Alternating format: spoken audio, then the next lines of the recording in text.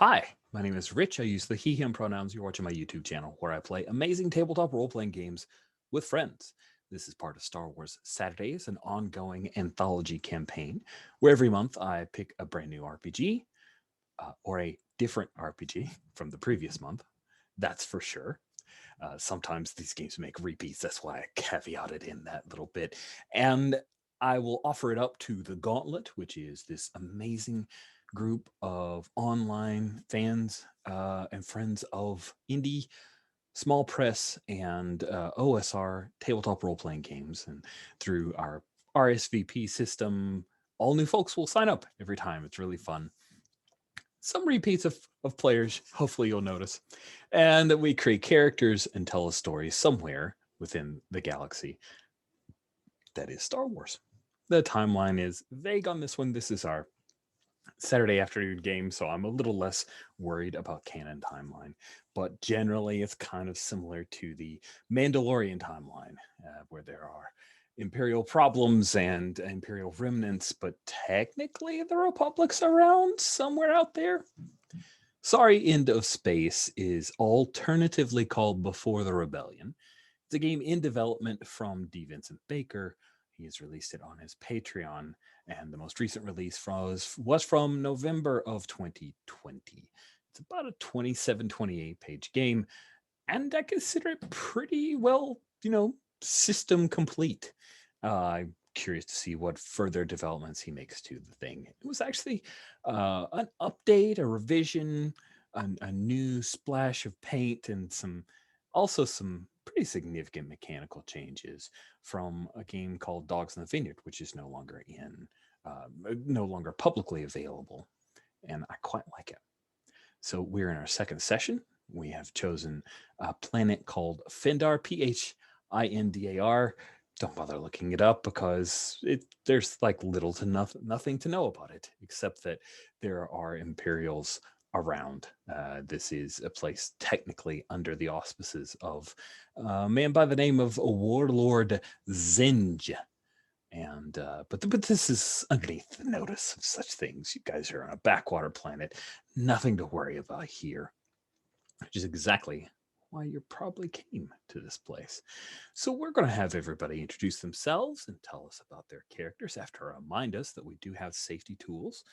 We have lines, which are things that we don't want in our game at all. We have some veils. The veils are things where we're okay if the content exists, but we're not going to shine a spotlight on it at the moment that it happens. We'll do a star wipe away and move on to another scene. And then ask first, which are particular areas of content that could be problematic, could be okay. What we ask is if you're about to introduce that element, such as, for example, midichlorians, check in with the table. Hey, I was thinking someone could mention M count, and one of us has every right to say, can you try it a different way? If they're just not feeling it. And then if you feel stuck and you can't think of anything else, just source the table. Okay, well, what could we do here? And then we'll roll forward. It won't be a problem. On top of that, we do have the X card. So the X card is the altogether full stop or pause for anything that you didn't realize you'd need to put a line or veil or ask first on. Anything that makes you feel uncomfortable whatsoever. It could be a name. It could be an experience similar to something you just don't want to have in your Star Wars happy fun times. That's okay. I will pause the game, check in with you. I may ask just to clarify, was this thing the thing that was being X carded? You don't have to defend yourself. You don't need to tell the story. I know it's probably, if it's a thing you had to X card, it's already enough of a stressor to jump in. But as long as I understand what it was, and we excise it from our game, we'll continue on. So with all of that out of the way now, I will have folks introduce themselves and then tell us a wee bit about our characters. I'm going to start from the left-hand side of our character keeper, which means that David, you get to go first. Hi, my name is David. I use he, him pronouns. And today I am playing Kit Shadestar, who also uses he, him pronouns. Kit Shadestar is an older gentleman, kind of got that silver fox thing going on, little pencil moustache.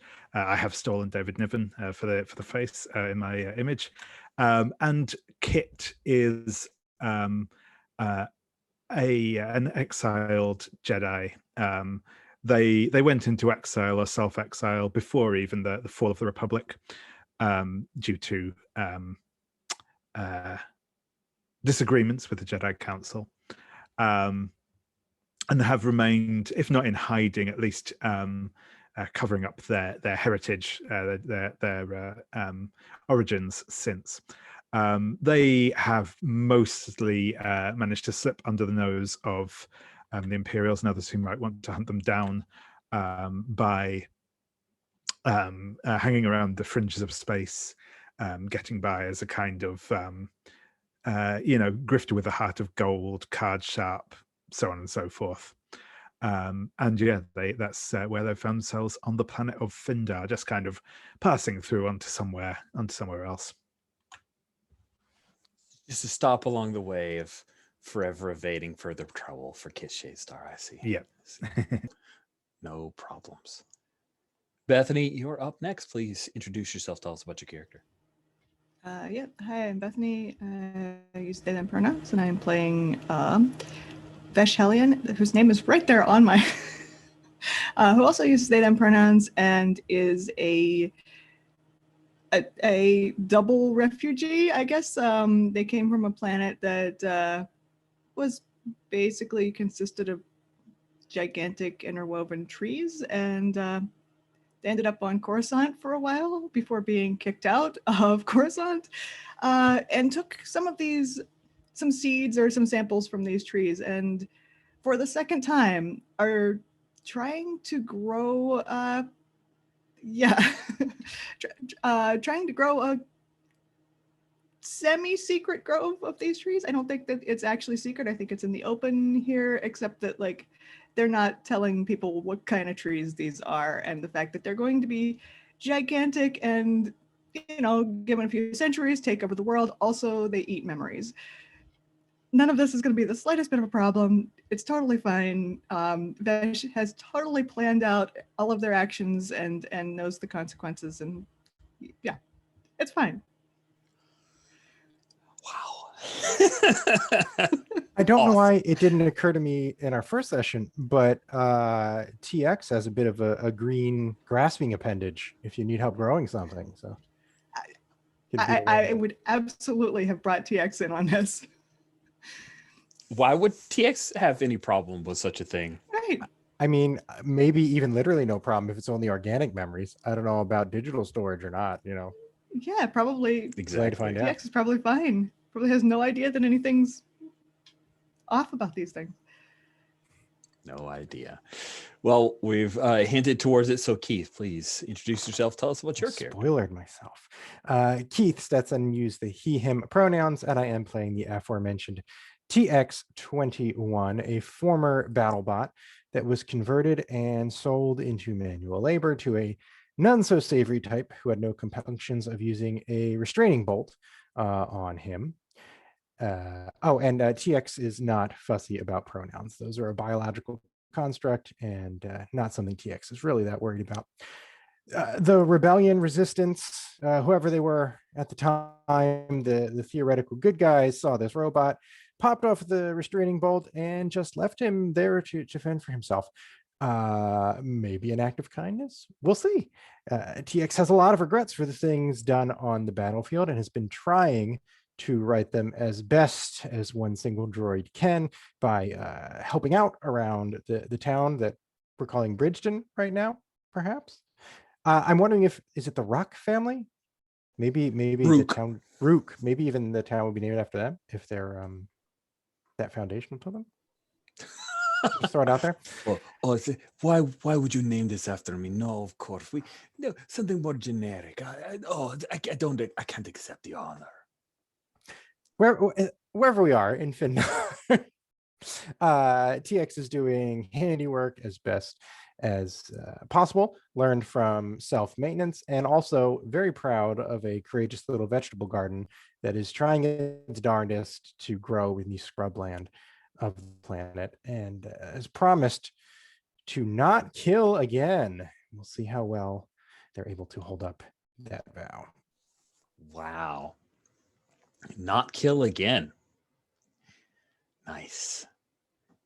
In last session, you all chose a situation. A land agent has discovered valuable veins of illudium and crucified on this planet. We defined this land agent as Pol Anaset. She is a businesswoman who, according to our situation, intends to buy extraction rights from people here and sell them off to imperial industry. They'll make the people here effectively trespassers on their own homes or in their own homes. And we began last session with them locked in the shed, which is Veshelian's derelict ship. This derelict ship is capable of flying in atmosphere on sublight engines, but is no longer fully space worthy. And I imagine that its hyperspace engines are kind of trashed as well. The three of you did confront Pol Anaset, and Kit led the charge in a protracted argument / conversation, where at the end, Pol agreed that she would bring her proposal of getting these land rights to the people of the town, as yet unnamed, working title Bridgeton. Sounds too much like Bridgerton, though. So, like, somebody, please help me. So the town, and yeah, she agreed to that, and you guys let her go. Right? Did you let her walk away? I'm just trying to make sure I didn't have faulty memory there and did not have an opportunity, since I'd take somebody to an airport today in between games, to watch the last bit to know for sure. So yeah, let her walk away. She's decided to stick around, has not taken flight, fully intends on making her fortune through the mining rights to the illudium and crucified illudium. That just so good. It's like it's actually better than an obtainium, because it's just like it's a little slant. Like you could almost hear it and not think that it is the thing that it is, but it is the thing that it is. So does anyone want to have like scenes to establish yourselves and like where you stay, anything about the town, or do we jump to the community gathered together at Rutter's, the diner, which I'm imagining is kind of like Mel's diner? Wait, am I too old? How about an eating establishment where people could gather for conversations? So I'll just call David. Which would you prefer, for Kit to have like a let's see you in town kind of deal, or do we want to jump straight to you've gathered the community? What do you think? I'm happy to jump straight to the meeting, but if people would like to do little establishing scenes, that is also cool with me. Cool. Anyone want an establishing scene of some kind, showing you within the town? I was pretty happy with the one from last time as far as dropping off the veggies at the diner. I think That was a good one. Backed her up. That was. Bethany, what's your opinion? Do you want anything to carve out at the top? I don't have a great establishing scene in mind, so I'm cool with just skipping straight to.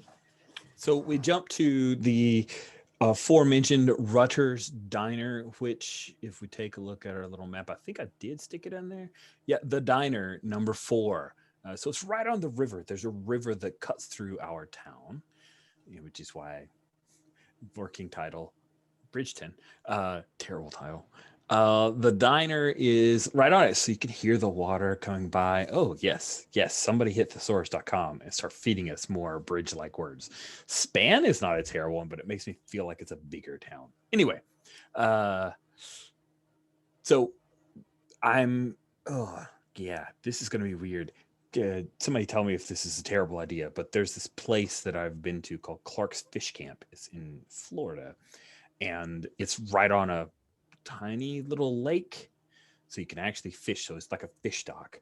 But the establishing, or the thing that is most known about Clark's Fish Camp, besides the fact that literally everything is fried in the same vat. So you can order alligator tail, but it's going to taste like chicken. Is that the proprietors? It's been around for many decades.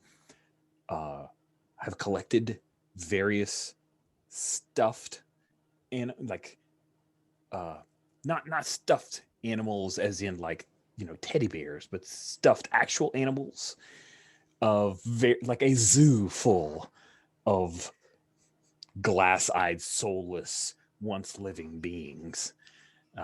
If that's a little much for people, that's okay. That's just the first thought that came to my mind when I saw the diner. So we have the diner here, and most of the important people of the town have come in. I think Czech Chakler, she is probably just like right outside to where she can listen in, but she's fishing, right? She's just sitting on the dock and fishing and kind of listening in as Paul Anisette is there, prim and proper, has her big wide hat with the gauzy scarves that are probably super expensive, like 1,000 credits a piece, but just look like gauzy scarves to the Philistines of this place. And Rudders is there moving around, offering various ales to people. Xena Pellis is seated at a table by herself. Tundur is probably seated by Barter Vene. Tun, he gives just like not the most happy look towards you, TX, from time to time. You know that you've stolen a lot of his business. He was the fix-it guy before you. And he's never out and out come at you about it because you're a battle droid. But you have a feeling he resents your presence. And then the Rook clan, including a person who just recently showed up out of nowhere, Mulk who went on Wanderlust. The Deveronians in Star Wars lore, as if that matters anything. They're known for just going off like Wanderlust. The males rarely stay in one place for very long, so the fact that lore has called this place home says something. Also might have to do with the fact that he is not terribly ambulatory. He doesn't get around very well. But he's attended by Sayre, and Molk is there as well. And also the Aqualish known as Thurg is there. And I don't even know how Aqualish drink alcohol. I don't know if we should maybe ever see that on screen. Maybe it just the mug gets emptier and emptier. But a walrus man drinking, it just seems like it would be a little gross. I don't know. Vesh, what are you doing right now as people are gathering together and there's that din of people kind of eating and getting ready for some kind of to-do? I think I'm just watching them, like trying to figure out who we should tell what amount of information to. Like, okay, this person will probably, be on our side. This person will definitely not be. I have no idea what this person thinks. Seems like a simple uncertainty to me. If you're trying to get a read on who are the linchpins within this society to try to get on your side. Cool. So let's do that. We're going to do the simple uncertainty, which means die roll to resolve something uncertain. So let's see here. As we look at this, do we think it is surviving? I'm looking at the qualities and conflicts there. Is it stealth and deceit, fruitful work, surviving duress, or action and striving, fighting, talking? Which of those conflicts do we think is most appropriate here?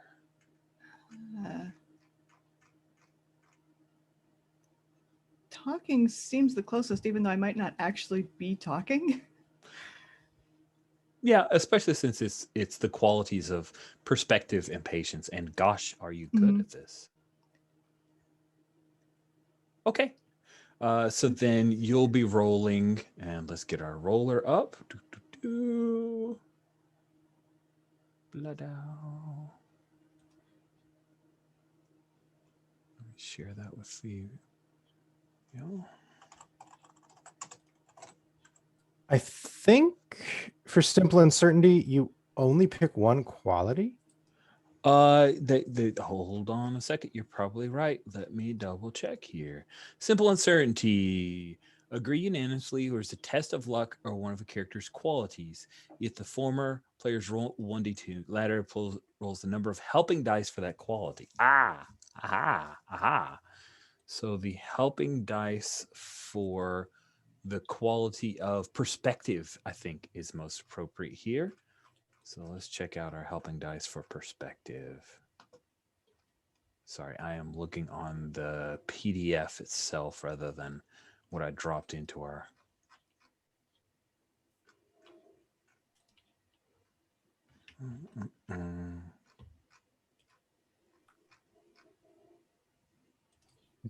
Does anyone find how I'm not many 4 dice? Yeah, sorry. 4 dice is how many it helping listed, dice? but I don't remember where. Yeah. Here we go. 4 is 2d6. Okay. It's on page 2 before you learn what dice do. Oh, okay. Thank you. So you'll be rolling 2d6. I also am rolling 2d6. That's the default for simple uncertainty. Okay. So there we go. I'm going to choose And then pink looking dice. So I'm just bringing them onto the... I meant to... You know what? Okay, I see. I'm going to do deep pips. I like pips. We don't need the blue ones, right?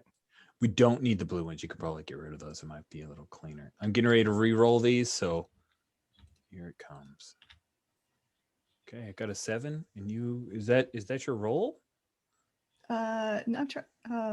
You just you just brought them. Okay, go ahead and re-roll them. Oh, here we go. Roll Greens? selected dice. There we go. Oh, hey, look at that. Snake Wow, eyes. that's way worse. Wow. Okay, whichever you rolls the higher sum, the test goes in your favor against the other. GM judges the outcome. I am completely clueless. Here's the answer that you get. You're watching around, and this is like, I'm going to speak truthfully. I'm not misleading you with lies. I am introducing a conflict. Molk Verk, this unknown Deveronian that evidently was here before you guys showed up and then went away and has come back. He seems to have grandfather, the head of the Rook clan, Lord Zulema Saruk, seems to have his ear. And you realize that a person who hasn't been in this town for at least as long as the three of you probably heart isn't settled in this town. So that's going to be a challenge because Rook has a lot of numbers, and also seems that if Molk has his ear, he might be swayed. Okay. I had forgotten that there's another part to our plan. We were going to make it look like the deposit of illudium was falsified to trick Pole into being excited for it.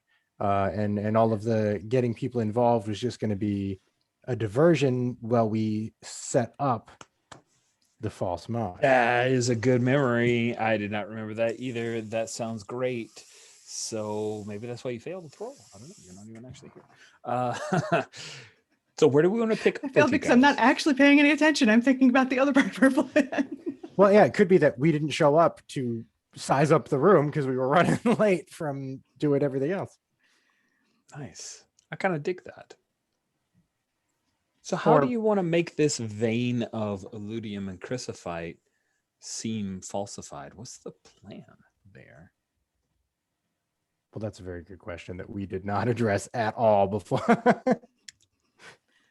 rueful shake of the head from David, like, we had that. Good idea. Just so I guess working backwards, if we were going to fake it, the way we would do it is by getting some precious material, putting it all in easy to find spots, so it's inferred that there's more deep down in the vein and harder to find.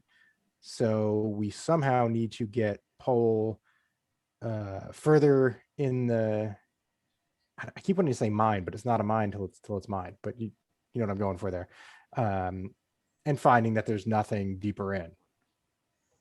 How about, just so we kind of have a physical thing to think about, maybe the Illudium and Chrysophite, and going full on space western, we have this river, maybe there's like a tributary, and she found some signs of that if you panned for it, you would be able to get more. Maybe does that make more sense? Because I agree with you. A mine means you've already started the process, and I don't think that's necessarily happened. Yeah, that sounds cool. I was wondering, in terms of like a concrete like step to take, maybe we could possibly interfere with whatever surveying equipment she has, so that we can kind of falsify the readings that it's giving. That's a good idea. Yeah. I was thinking of something like naturally occurring has a certain structure atomically, and there's also lab grown, and that looks different, and that could work with what you're saying as well. Like, have her sensors say, wait, this wasn't naturally occurring. Somebody put this here. Interesting. Okay. Then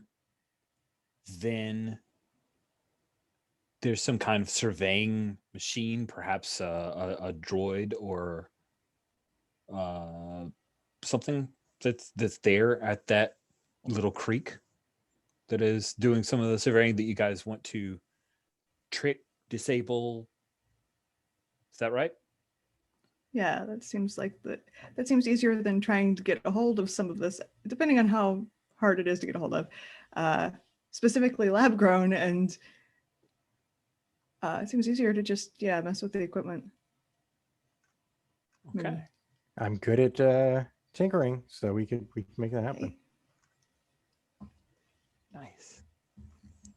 So we jump forward to, we had that introduction, and Paul Anisette's going to be talking to the community, and she's making her pitch that, like, if you sell me the mining rights, here's how many credits you'll get. She has to mention the whole, you'll end up trespassers on your own land, because why would you say that? Not a good sales pitch. Yeah, not a good sale. She tried it out on, they were like, no, leave that out when you go to the actual community. Like, just tell them how much credits you're going to give them. And we start off with Kit, TX, and Vesh, as you guys are maybe looking over a little bit of some of the scrub brush there, and you see this 3-legged surveyor droid. It's like a converted kind of labor droid.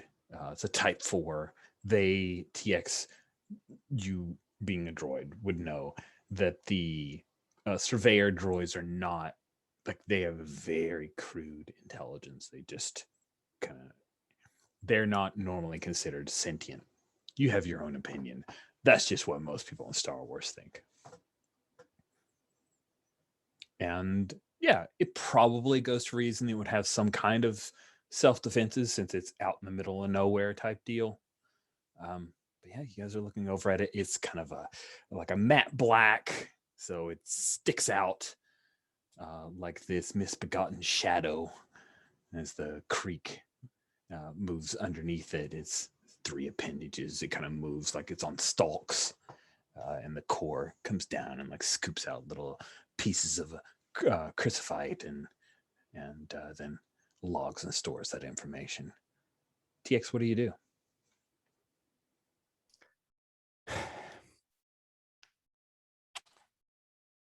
It's interesting to be having the history that I have, it being like, am I gonna mess with this guy? I am. I'm probably gonna feel bad about it. I don't. I guess I don't see a reason to not just walk right up. I'm certainly not going to stealth up with the lack of cover and the size that I have.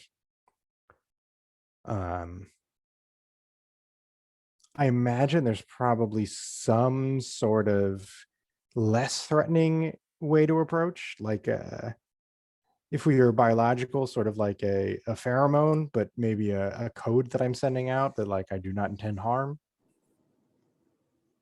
I think Despite that's fair. the Yeah. look of intending harm of this battle bot approaching you. Cool. And I think that this thing isn't even like it's such a layer droid. It has a head so that owners will know what to address when talking at it, but it doesn't have even like human eyes, human looking eyes. There's like no attempt to make it. It's just like a bedroll that's on kind of a neck type deal. But the head can turn so that owners know that it is paying attention type deal. And so you transmit this not here to destroy you thing to the surveyor bot, and it turns this big bedroll of a head. Greetings, TX21. What is it you require? Oh, we're gonna have to start off by lying, I think. Something along the lines of, first of all, welcome to our community. It's a pleasure to see another droid here. However, I feel that your master has overlooked some of the necessities when landing on Findar. We need to perform a thorough examination on you to make sure that you are capable of functioning in our unique environment and do not present any harm or potential of harm to the biological environment around you. Nice. But I think that's just like the first step on the full thing of like, I'm going to change this thing up, right? I'm trying to determine if this is a full conflict or is it a simple uncertainty. Where we're at yet. Like, I mean, Yeah, I don't know where we're at either. Thing is, I want access to your guts. And I don't know, my instinct is that I am opening a conflict with stealth and deceit, with the stakes being I get in or he sets off an alarm, perhaps. That sounds good. Yeah, so let's call this a conflict. And the stakes are, does it set off an alarm or possibly defend itself? Or do you trick it and reprogram it? And I think that it is going, I'm choosing the grounded and hardworking NPC conflict profile. All right, and I need to remind myself what we roll first. Initial roll, initial arena of conflict, and any free heart dice that apply. I don't think any do. Fellow deserters and imperial authorities. Doesn't seem right for him. Stealth and deceit is patience and will. So I have 7d6. I believe they're all d6s. Yes. And it has significantly less numerical dice. It is just talking. It is not being deceitful at all. So it is rolling 3d6 and 1d8. 1, 2. It's on top of each other. Boop, boop, boop. Sorry, I wish they didn't all load in the same space. I'm going to give that feedback to somebody. Sometimes they don't. When I started moving. All right, I think I got all of them. Oh, you got to click on each one, huh? Yes, but you can hit control and select multiple. All right, here they go. Oh, that is a craptastic roll. It's way better before I rolled them. Does anyone want to help? I don't think we can yet. Okay, cool. Interrupting.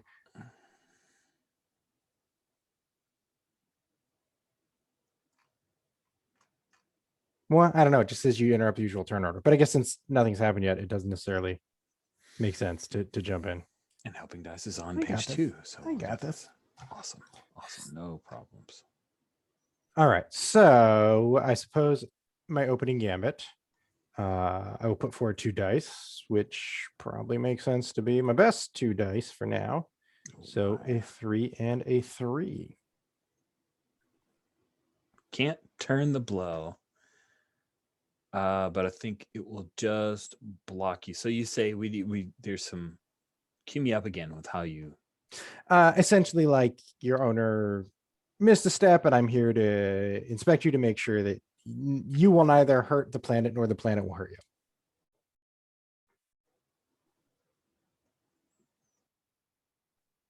TX-21, I am sorry, but this does not compute. You are a battle droid.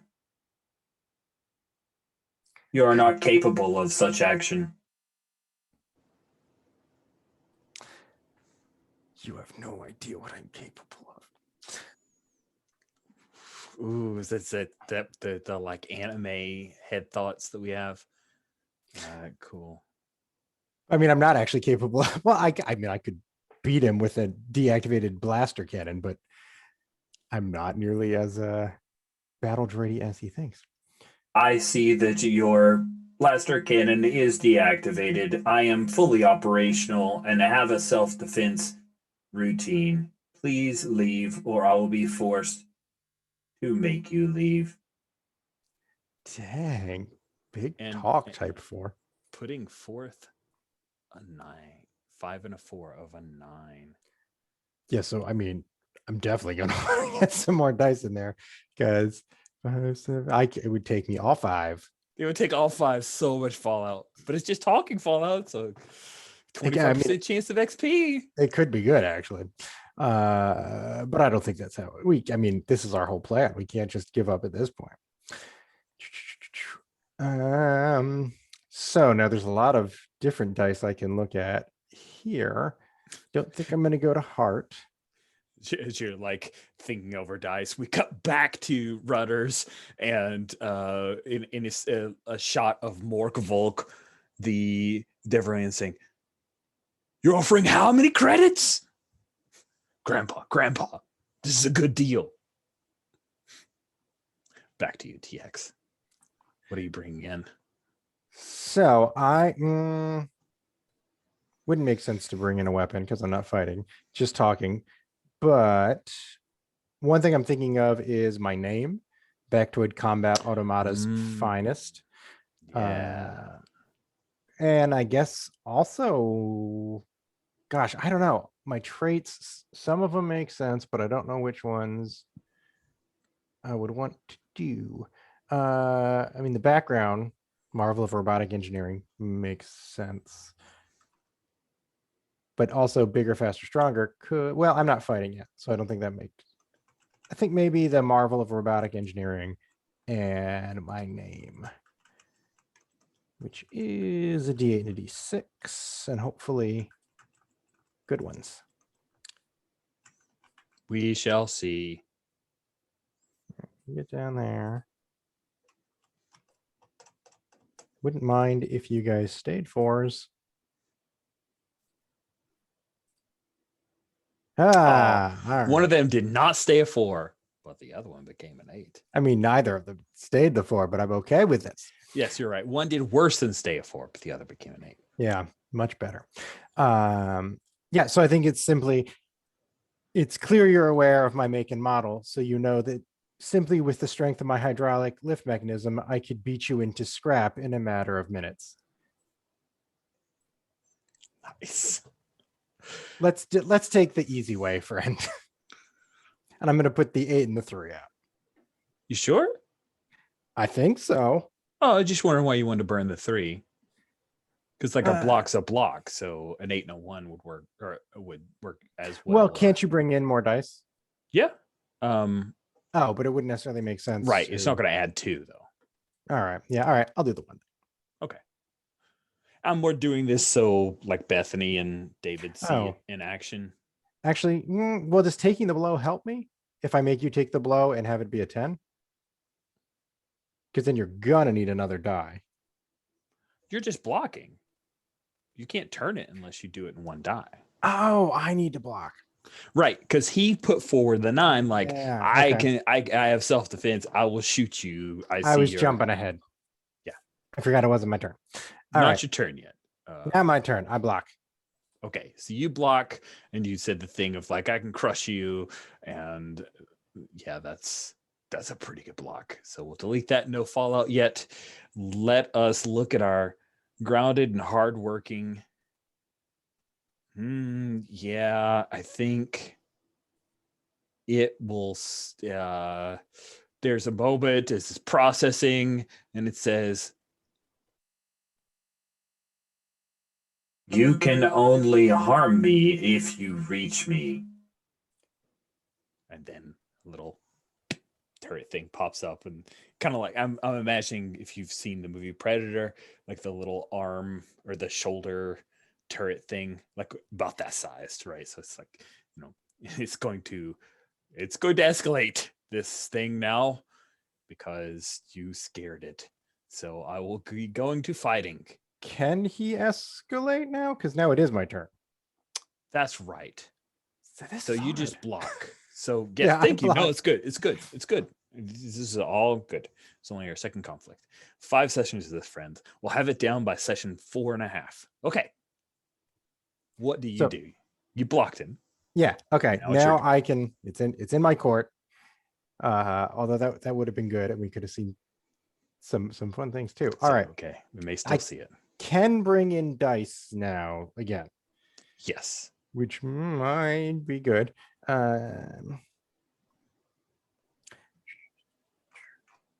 So what did he do when he took the blow?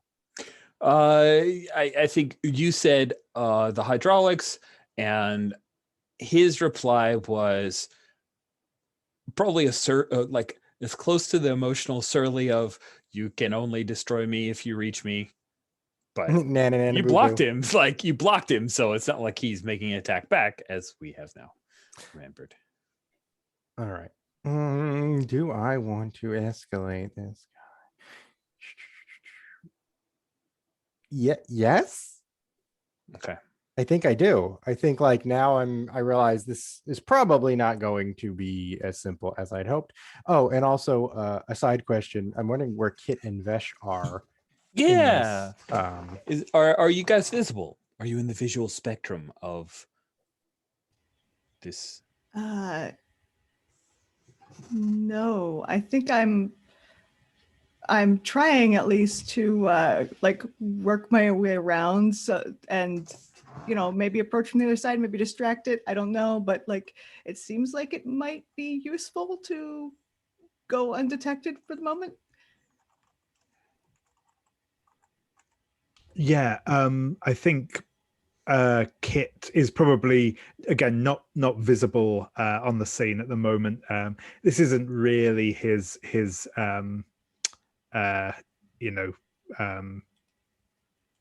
wheelhouse anyway. Robots aren't really his thing, and I think in that kind of if there comes an opportunity for him to appear, he will do. Otherwise, I'm happy to leave this to everyone else to deal with. Nice. All right, sounds good. I feel like I didn't have a whole lot of arrows in the quiver of verbal persuasion, so it's just time to get down to it. So I am going to step forward and grab the surveyor bot as I escalate to what I think is going to be action and striving, because I'm not trying to injure it. Does that make sense? Yeah. And I already did patience and will, so perspective and skill is going to come out, which is another 76. Yeah. Look out, buddy. Ooh. You can't put a number in, right? You just have to hit it 7 times. Yeah, you have to hit it 7 times. 3, 4, 5, 6, 7. And quite nicely, they lined up all the way down the side that time. So I don't know why the one time they were on top of each other.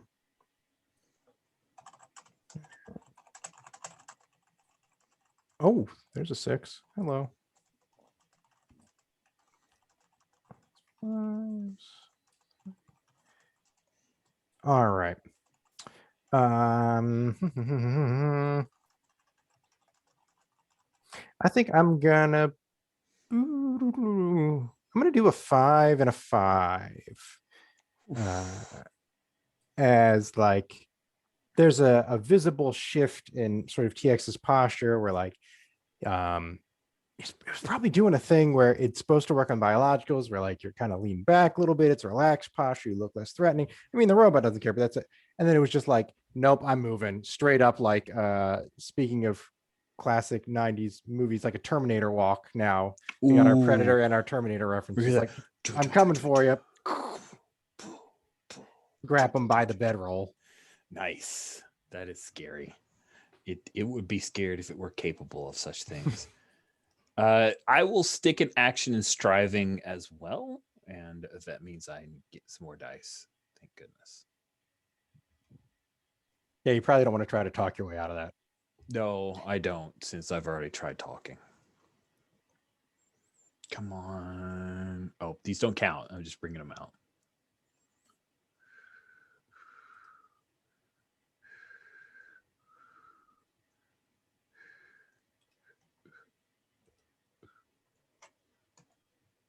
Blood out. Oh, crap.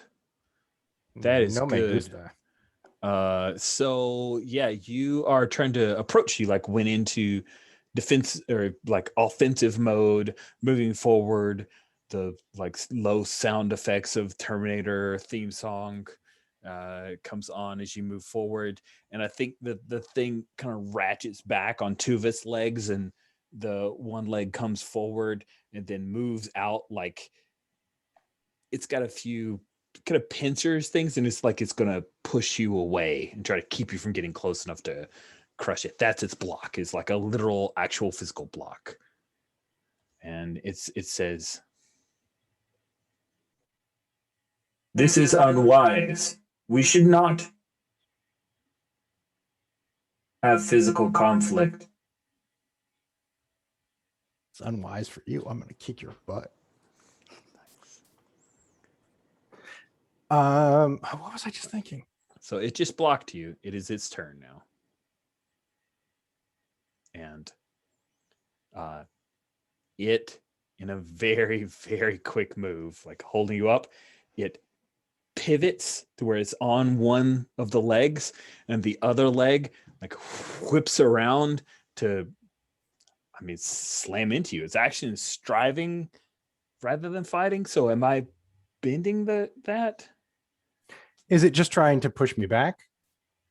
I think so. I think it's trying to push you back and terrify you with its physical strength. It could dent you a little bit, but it's throwing forth a 16.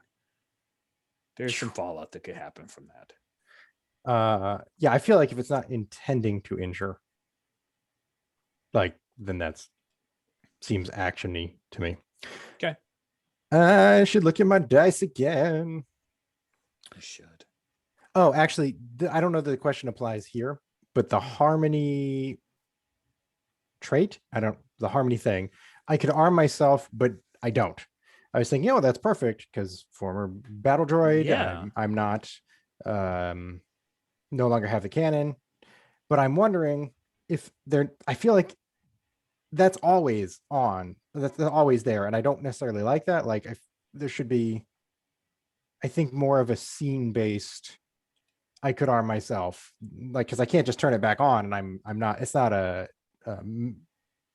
discretionary matter that I turn my cannon on or not. It's not active, so I don't know that makes sense here in the middle of the scrub. Like, I don't think I could. Well, then, okay, sure, but that's a harmony thing that you have as part of character creation, so I don't want you to never have access to it. So do you imagine that TX could have a like strap on a gun belt and have a blaster? You know what? Maybe the thing is only if it goes to fighting, then that's there. Like, I could escalate it to I am a killing machine, but I'm not gonna. Okay, cool. I just don't want you to screw yourself because of the way you've set up the fiction. You know, that's never fun. I think I'm gonna roll on my exploits. None can stand against me.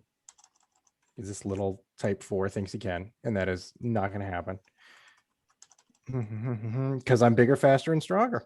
You are. Yeah. Those both make sense. So 1d8 and 2d4, not the best, but let's see what we get from them. My understanding is a d8 could show up as an 8.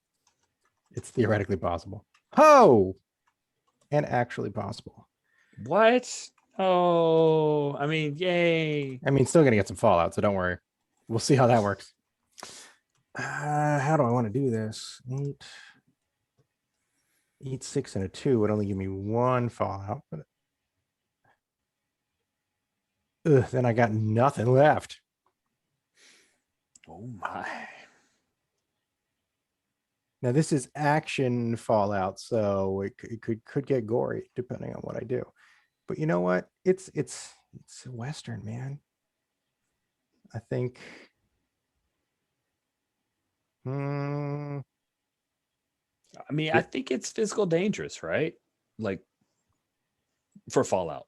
I think you got to make sure I know how end up Fallout being works. physical. Yeah, Well, we can talk that through whacking after me. too. We'll talk it through once we get there. So maybe I don't want to take 2 fallout, but I would love to keep that 8 around because I feel like this guy's got to be running out of dice. So he is. go ahead and hit me with 2 fallout. I'm using the 4, the 6, the 3, and the 3. Actually, that's 4 Fallout, right? It's the dice you used. Yeah. It's not just beyond the It's 2. the dice you used to do it. Son of a gun. So would that be 4d8? That could be 4d8. We'll talk it out once we're at the end. All right, I'm doing it anyway. Okay. So no Fallout 4. I'd hit reroll. Sorry, I meant to delete those. Yeah, what does that look like? Right? It took you 4 dice for this little side swipe attack that this thing so to shove you back. It was not easy, is what that's telling me. I think. Where was it trying to? Was it like a torso shot, or was it trying to take my leg? Yeah, out? I think torso shot like it wants to knock you back towards the water, but more like, hey, be scared of me, battle droid thing, right? Because we're in action and striving, so that's what it was more after. So it's one of those like leaning into it, pushing against it, where oh gosh, I forget which in the new trilogy, it must have been the second one, where they're on the snowy planet and getting pushed back and you see the red streaks under the feet. So it's something like that where like I'm getting pushed back, but I'm like refusing to go forward. But you also hear like the hum of servos being pushed to their limit. And maybe I don't think this droid has any olfactory receptors, but you would smell a little bit of smoke or something as the gears are being pushed to their limit. Nice. By the way, that was salt on that planet. Sorry, I just thought that was cool. Though when I found out later, that's salt. Like, that's crazy. Okay, awesome. So things are looking rough, and it's gone from action and striving now to. Yeah, I think it's now going to try to take what it perceives as an upper hand and go to fighting. But it can't do it yet because it's my turn now. Yeah, that's right. It can't do anything yet. We're gonna get there. Yes. Some point I will go in the right order. Thank you. Yes. So you stop it, but with strain. What do you do? Yeah, I don't know that I want to go up to fighting on my own, but yeah, I'm gonna have to do something here. Oh yeah, great. I'm now using my endurance, so droids don't tire. Fantastic. That's a trait there. And I think I'm not showing nearly as much as the monologue indicates. So my face, my breath, and my pulse don't give me away. I also don't have most of those things, so it makes it very good for me.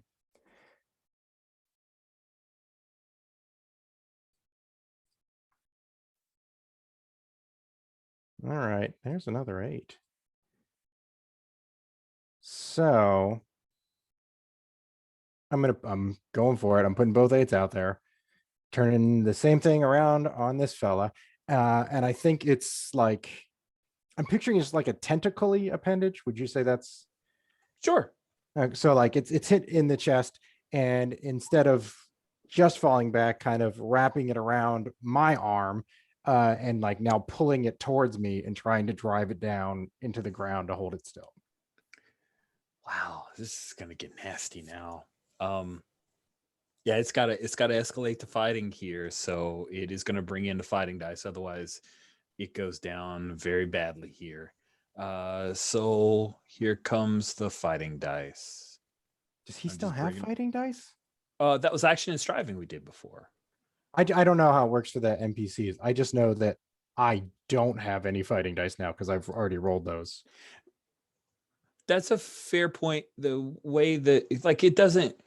Oh yeah, no, they don't have it the same. So I think Yeah, he they don't does. have it the same. It's like blops of things. Yeah. So unfortunately, it does have a gun, which it's going to use to shoot you, and that's problematic. It's still going to have to. It's still not going to go well here for the thing. Gosh, look at all those ones. Although he can't escalate now because he is seeing. Oh, that's right. So then all he had to see was a 2. So does he lose? Let's see. I think you can introduce more dice if they don't come from escalating, but you can only escalate when you're acting rather than defending, I think. I think you're right. So then I guess I can bring in the plasma short barrel, but that's still not going to get me there. It would be that, which is a 9 against a 16. I think he loses. I think you just win this conflict. Let's see. His options are bring in dice or give. Yeah. I think he's going to give to avoid the 2d8 fallout. So you come in with a tendril, you pull it closer, and it says, upon further consideration, I will allow these adjustments. Well said. And I imagine what this looks like for Kit and Vesh. Like it was not. I imagine TX talked it up a little bit before this happened, and it did not go according to plan. It's supposed to be simply walk up like, "Hey now, buddy. Hey now. Hey now. Tinker, tinker, tinker. Everything's fine." Instead, I feel like we may have some more problems. You may. Okay, so let's briefly talk about Fallout because this is when we would resolve it. So the way that I described the action and striving felt like violence was part of it, but I want to make sure that you're cool with that because physical dangerous and physical not dangerous are completely different die types. So, David, if you were the GM or a player, of which one is true, would you say that the action striving where Fallout happened to TX would be a physical not dangerous or a physical dangerous conflict? I'd say physical, not dangerous. I don't feel like we got any really big, there was some pushing and shoving, but there wasn't anything, if it had been a person pushing and shoving with a big robot, maybe, but I think 2 robots pushing each other, droids, sorry, I'd say probably physical, not dangerous. Cool. Bethany, what do you think?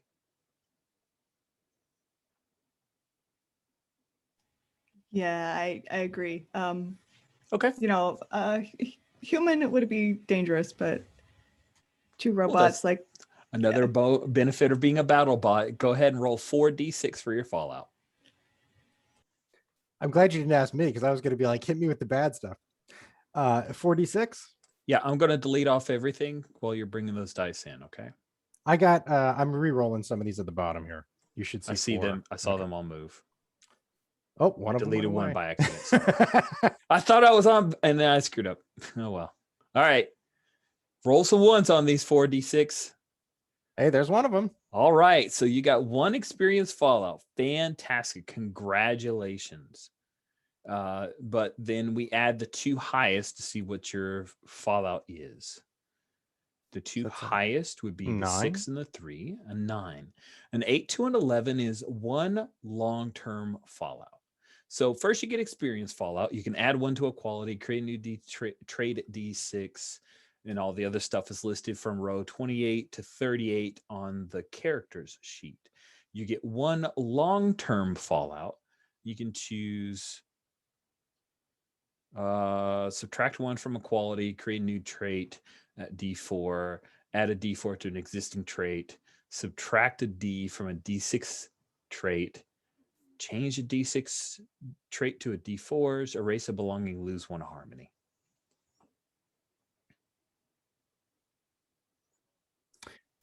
All right, I will ponder that a bit while the other folks sure. are Sounds doing good. things. So yeah, it like rolls over and shows its belly. You can access this little port and do what you wish to the Surveyor Bot 3000. And that should be the easy part, I think, unless you want to. No, I think that's the easy part. Once you have access.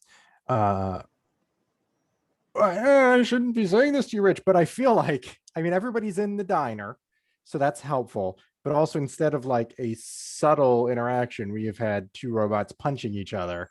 Yeah. And I'm wondering what the fictional ramifications of that are, like, if we've drawn any attention to ourselves that needs to be dealt with.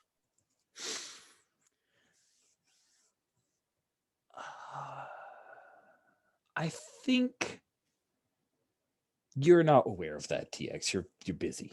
But I think Kit and Vesh, the 2 of you supervising this little robot tussle, droid on droid action, should have placed a bet or 2, but who was going to give you odds? And you see a little bit of movement in some of the brush. Maybe you drew some attention. This noise drew some attention, or there was somebody around that is taking note of this, but they don't want to be seen by you. Vesh, what do you do? Well, I'm still hiding. They're hiding. The robot situation seems to be pretty well under control. So I'm going to try to sneak up on this person, droid, whatever, trying to sneak up on us. Sweet, simple uncertainty. Let's see what your helping die for. I think skill, I think this... right? Well, stealth and deceit is either patience or will. Yeah. So what do you think? Patience or will? What do you bring to the fore? Let's go with will. Oh, no, it turns out a 3 and a 4 are both the same quality of helping die. Okay. So I didn't need to ask you that question. Sorry. Okay, cool. so Simple 2d6, uncertainty. yeah. And I'm rolling 2d6. So it's just 2d6 versus. All right. Bloop, bloop.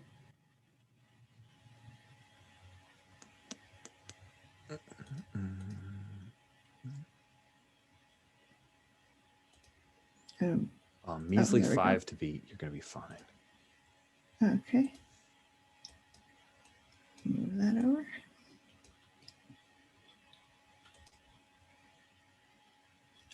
Five. Wow. Okay. So Ties count as ties if possible. Otherwise, give them to the PC or roll again. Now, what your intention was try to sneak up on this thing to where they don't see you? Yeah. I want to see who it is without them saying who I am. What about a tie where you see who it is, but then they take off running? Does that feel fair as a tie? Yeah. Yeah, that seems fair. You see a squat little Rhodian who does not look local at all. And they see you and take off running. They've got like this weird little tuft of like mohawky hair that actually looked a little bit like the brush, but then you see that they've got kind of a reddish skin that helped them to blend in, but you meet their eyes, you see that weird kind of proboscis type mouth, and they get spooked and try to run off. So what do you do, Vesh? Okay, what do I do? That's a good question. Let me look at see if I have anything useful around. Oh, okay. I mean,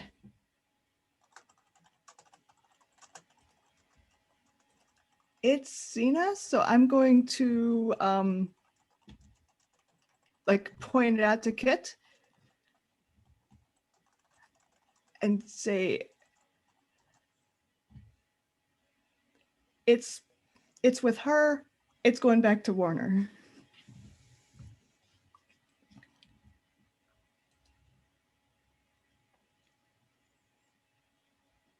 Kit, what's your reaction as you see this squat little Rhodian probably heading back to Paul on a set?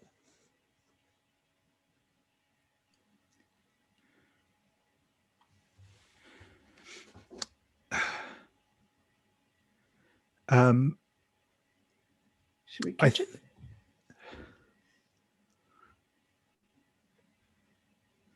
That's a good question. It might be. I mean, if they are going to report back to her, then it doesn't matter that we did this.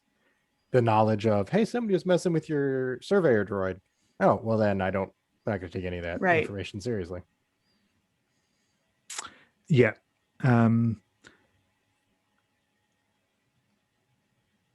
Yes, it might be best if you can stop them and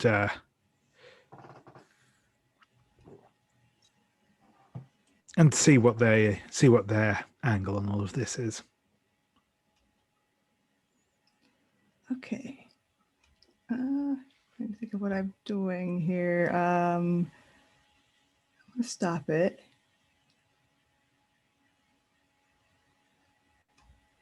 My weapon is a gaffy stick, which is not terribly helpful. Really good for tripping people. That's true. I mean, if it's running toward me, then yeah, absolutely. It's running the other direction. Right. It's spooked and they're trying to say it wouldn't be running. Try to run past me. I think it could be throwable. I don't know. Just because we've never seen it happen. You know what? Why not? I'm gonna try throwing it. Yes, it sounds awesome. Let's go simple uncertainty. Let's see simple uncertainty. A simple 2d6 is the difficulty you got to beat. You're doing action and striving, which would be a 4 or a 5. And the helping dice on a 5 is actually better. 5. It's 2d8. 2d8. Cool.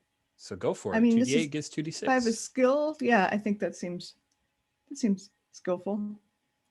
All right. I got an 8, but you're rolling 2d8. So let's see. Hopefully you'll roll better than that. On average, you may. You got a 9. Wow. Squeak pass. So the thing cuts some of the sagebrush as it whips across, and the gaffy stick hits it right on the back of the knee and sends it down. You hear kind of a shrill little and hits the sagebrush. Kit, what are you doing as you saw Vesh leap into action? Boy, they were on it. What are you doing, Kit?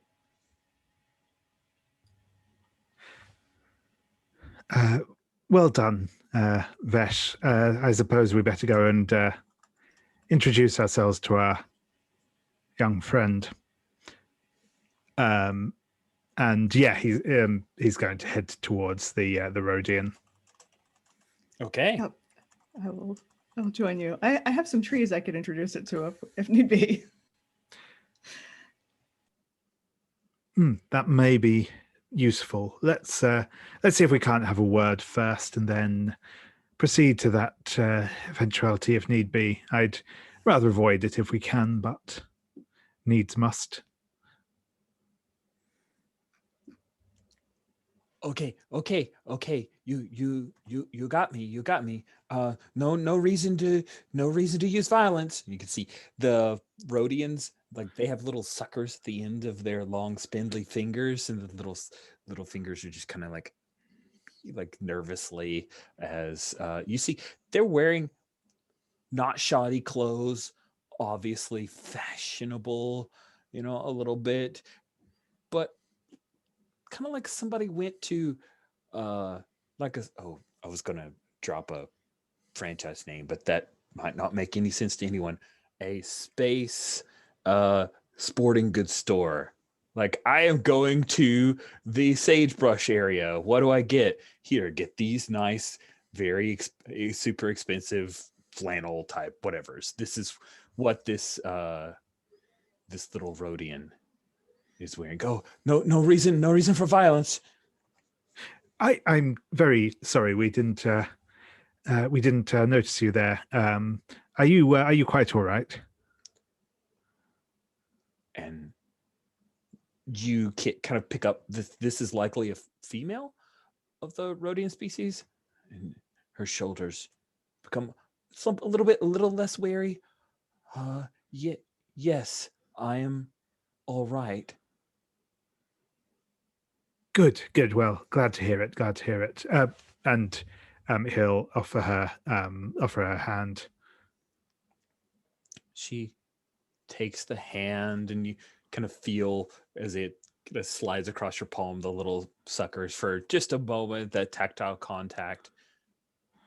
And she says, "What are you doing out here?" Just getting the lay of the land. It's with this. I don't know if you're aware of this. This newcomer, Polinaset. We hear that she's been doing some surveying out here. We just wanted to confirm the reports that she's had on the viability of the mineral rights and mineral deposits here and the like. Apologies, I think you startled us somewhat, and sorry for the my friend's rapid reactions here. She rubs at her knee, looking over as you come closer. Vesh, my name is Bibo. I traveled here with Pol and Aset. She asked me to watch after the surveyor bot. You don't trust that? You don't trust the results? She said she was talking to the people of this community about the rights, and she was going to buy the rights. Oh yes, we just wish to make sure that we had a full understanding of what the specific deposits we were talking about were looking like, so that we have a better idea of the full value and scope of the excavations that are likely to be beginning here, so that we can make an informed report to the people of this planet and ensure that all the financials are in order. You understand? Yes, I understand. You're not from here. You're not like them. No, I'm merely passing through, just a good Samaritan, helping out where I can, particularly when it comes to valuable mineral reserves. Pol thinks that she can make a good haul. I don't care. I just want to get back home. This place isn't so great. It is a little flat and featureless, certainly. Not the worst place I've ended up, but I've certainly been to more exotic locales. And Bibo 100% believes you on that. Cut back to TX. You have the surveyor bot. You need to do a little bit of reprogramming, right? Yeah, I'm elbow deep in the guts, I think. I think so too. Not quite as clean as K2SO. Just insert a thing in the back of its neck. I think you've got to get in. So we'll go with a simple uncertainty. I'm just going to roll my regular 2d6. All right. This seems like skill, probably. I think that makes sense. Oh, which recently went up, so that's fantastic. Good idea. Moving the skill up to a 5, which gives you 2d8. You only have to beat a 5. I rolled like, or 6. I rolled like poodoo. Yeah, you know how dice are, though.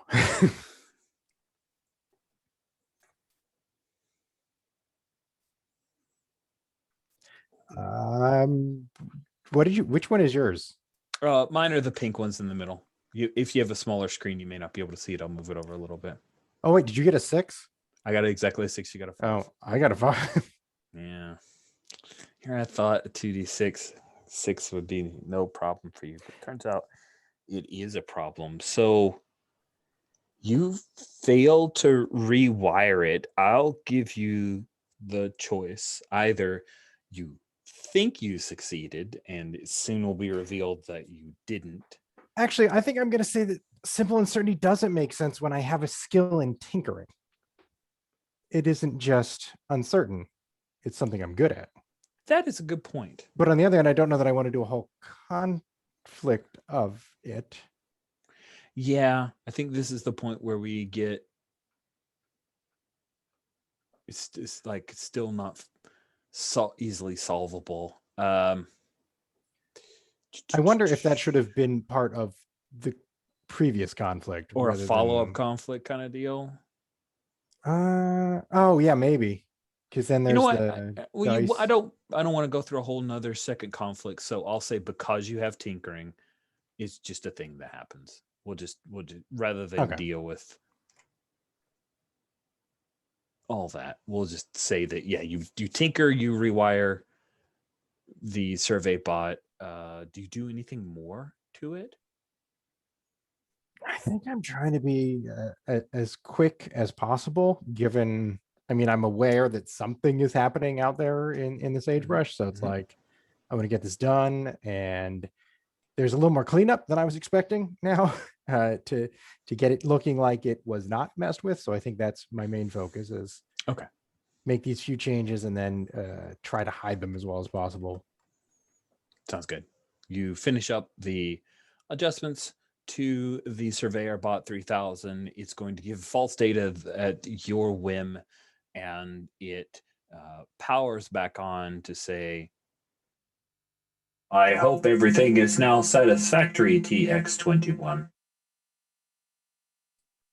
Yes, I have determined that you will not present any potential for damage to this planet and its environs. Very good. So we cut back to Bebo, who is maybe just a little entranced with how cool and multi-worldly. I don't know.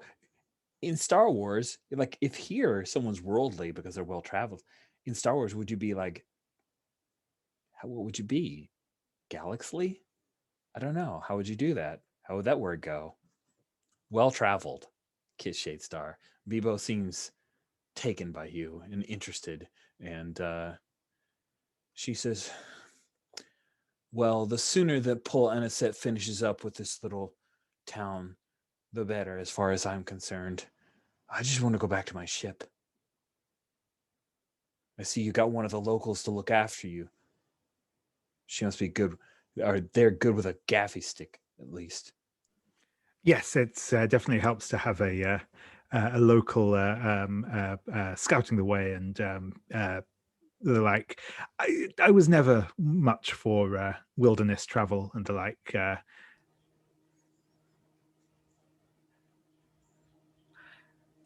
I think this is where I'll pick up the gaffy stick. And I'll say, apologies, I thought you were going to rob my client here. Oh, no. I would never do that. No. Well, I guess where are you going next? She says, this like looks at you again, Kit. Curious. Oh, in a general sense, I do not have any specific plans at the moment. Well, I'll see where I wind up from here. In terms of immediately from here, I'm probably going to head back into town and see how things are getting along with the negotiations and the like. Well, Pol did not expect that any of the townsfolk would give her trouble for the hefty sums of credits she's offering for the rights to mine that stuff here.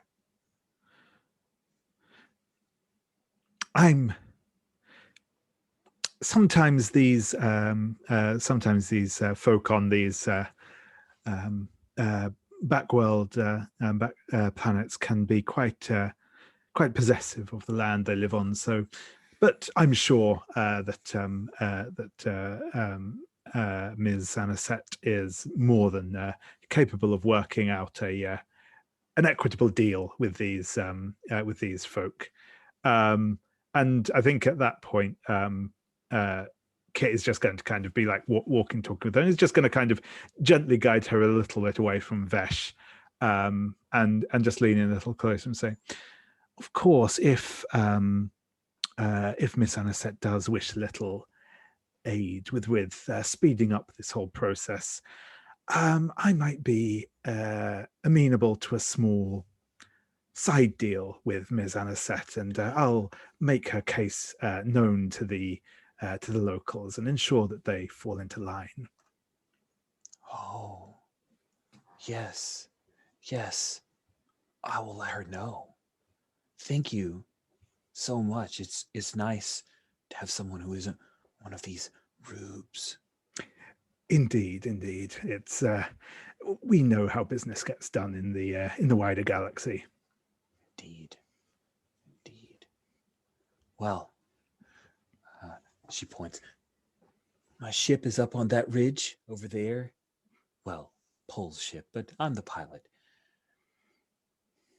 I've been staying there. So if you need anything, she'll give you like her little comm unit. Like, here's my channel, and I'll just go get on my speeder now. Excellent. Well, good travels, my friend, and I hope to speak with you again soon.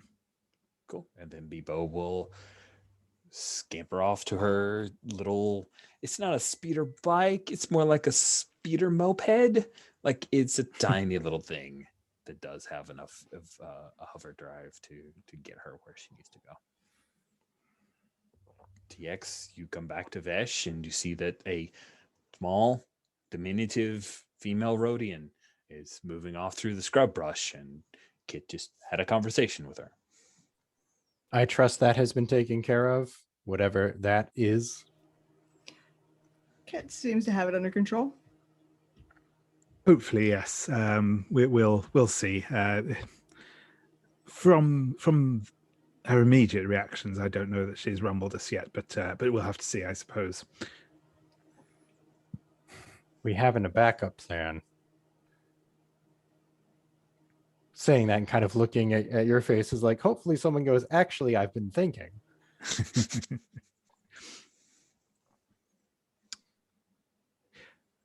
We may, but it's harder.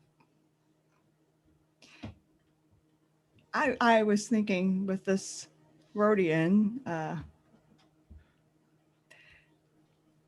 if necessary, we could have erased a small bit of memory. Do we already know about the trees? I mean, you know there are trees. Would I have told you what they were for? If you had asked, I probably, or not what they were for, but like what they, why they were capable of growing in, terrible soil with very little water. I probably would have explained like, well, they get nutrients from memories. I'm not worried about you. You're a droid. And I'm picturing the flashback now of that and saying, I wish it could take away some of the memories that I've had. It may be a boon to the folks of this planet. Well, yeah, I don't think it. Then again, I've never tried. I don't know of a way to make them take away digital memories. But like, yeah, in the present, the Polynicet has been here for days, weeks, maybe.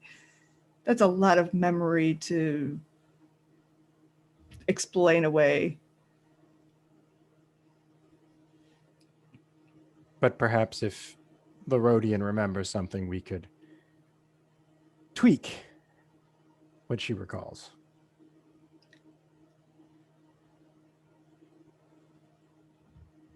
Can you direct the trees on which memories to feed?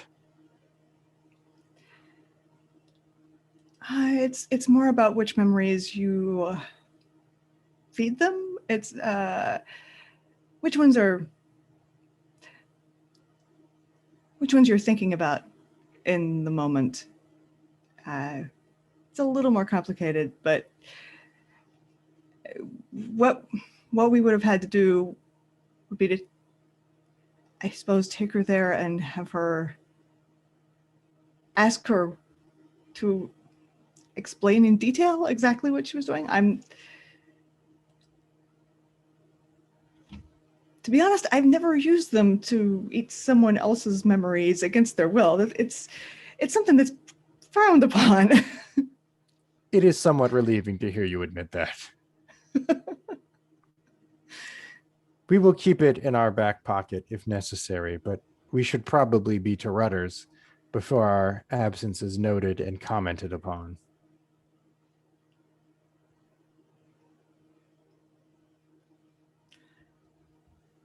You're on mute, Muted. Rich. Oh, dang it. I'm usually good. Cool. Do we have any scenes you guys want, or do we quickly star wipe to the three of you walking into Rudders? I think we've mostly set everything up that we need in motion. Sounds like it. I agree. Let's see how it goes. So the three of you walk into Rudders, and you see that there are a number of like happy faces. It's pretty obvious that Lord Zulema Saruk has chummed up to Pol and Aset. The two of them are talking. Pol is sitting at the Rook table with all the other Rooks sitting around. They're drinking. I think the one person you notice, like Rudders is just in business mode. Xena, Pellis, and Tundur, the two of them are sitting together talking. Not quite the levity that you see from others. And Thurg is pretty happy. And you see several empty glasses near him. Looks like it's a done deal, more or less. At least the case has been made. People have said what they have to say. What do you do?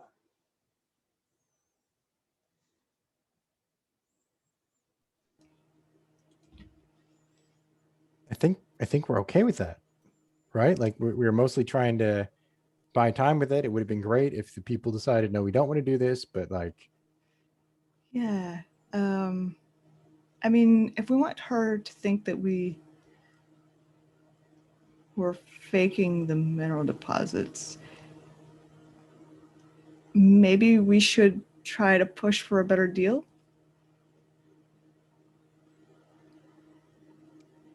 Yeah, that sounds good.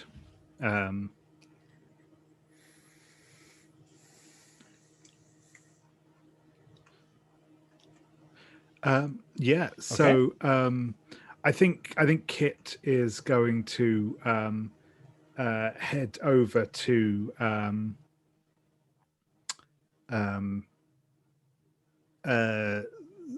the table with Xena first, and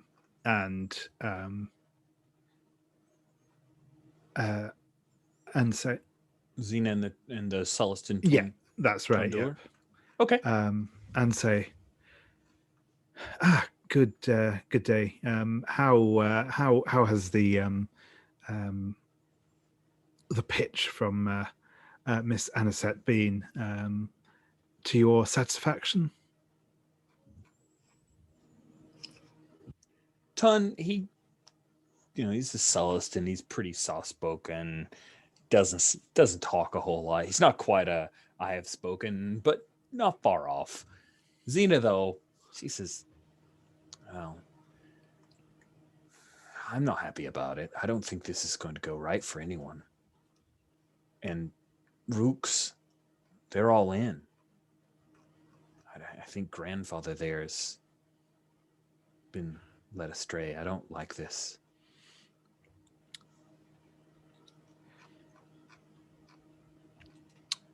from my experience with these things, once the area has begun, once they have begun mineral extraction in the area, it will be well, honestly, you'll probably need to find somewhere else to live. The imperial mining operations do not often make good neighbors, it has to be said.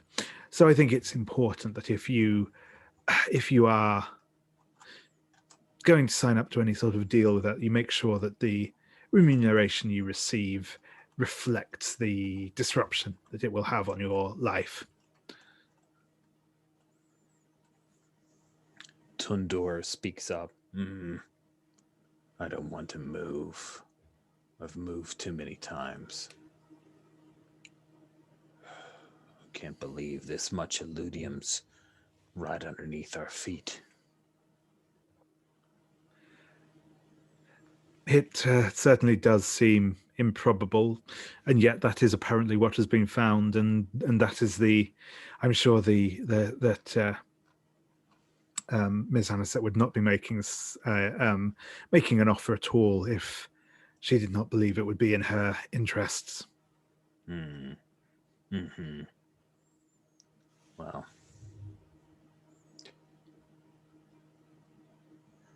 I guess we'll see what happens. Zena says, is there anything we can do?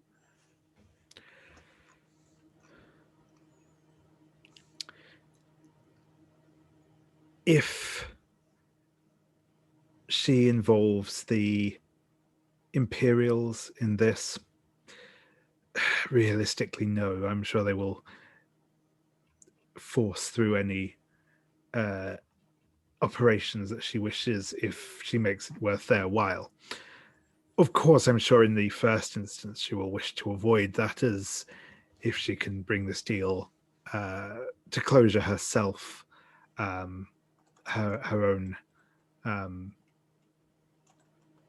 own benefits from it will be far greater than if she has to involve Imperial High Command, or what passes for it these days. Zena leans a little closer, and you can tell that Tun is close enough to overhear, but the way she indicates is like she's just talking to you, and she says, Paul Anisette, she has wealth, but it feels like she's here by herself, right? She wouldn't want anyone else to get a jump on her claim, would she? One would think so. I think this seems to be a fairly small-scale operation from her perspective. Yes, I've not seen many companions with her. The problem is if she has already made any reports to business partners or the like, then I would not want to see anyone take any drastic measures.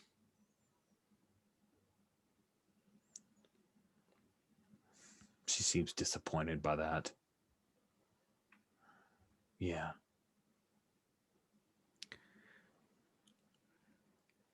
Yeah. Well, I always did want to see a bit more of the planet. Maybe we'll just have to move.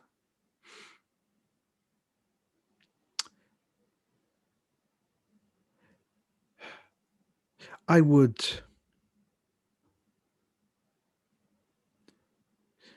say that you should at least fight for whatever you can get out of this. Whether you will be able to forestall the deal entirely, I could not say, but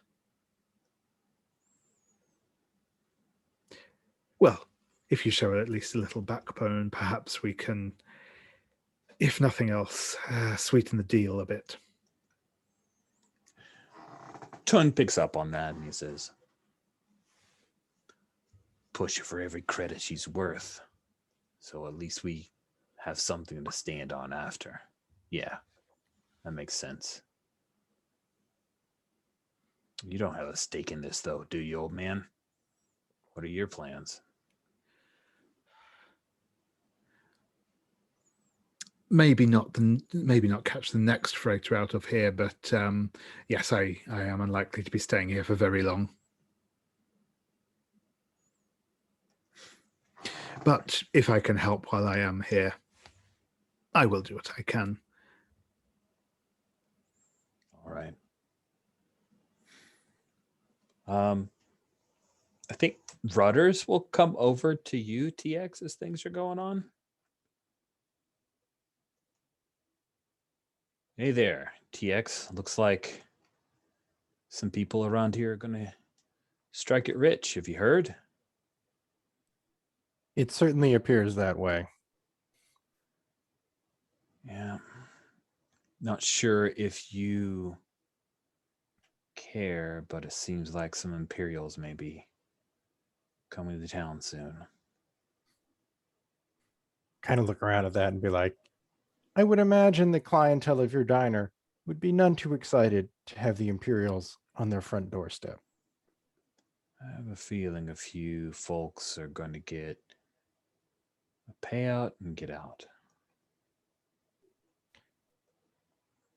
And what of your plans, Rutters? Diner will still be here. You know how it is. Can't be choosy about your clientele. So you are pleased with the development? Wouldn't say that.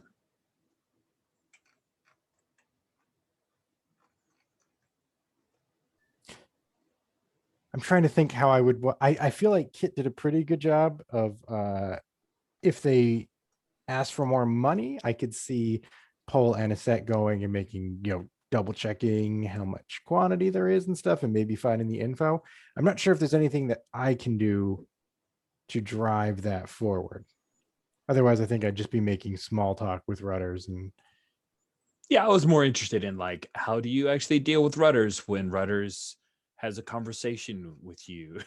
So I get you. Like, that's not exactly a thing you would easily be able to plant. am nervous, but I don't think anyone could read it. Like, exactly. It doesn't really matter to me if it's Imperials or the other guys. Anyone coming is bad news. Yeah.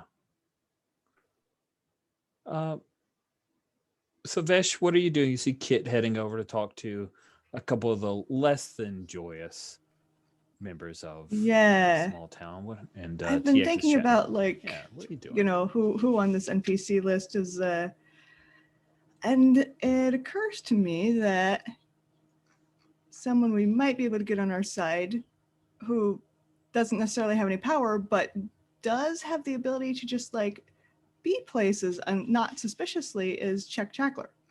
Mm-hmm. So I'm going to go talk to her.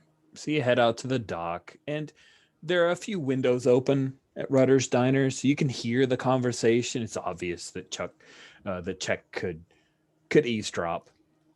She's got a pole and has it mostly like planted. It's not one of those active fishing type things. It's just more like pole and line. And she looks up. Hello, Vesh. Hi. They seem to have made their decision in there, huh? Yes. You know where they found those deposits? Just upstream from here. Fishing's not going to be any good as soon as they get started. No. And I won't get anything out of whatever Pole gives to grandfather. Yeah.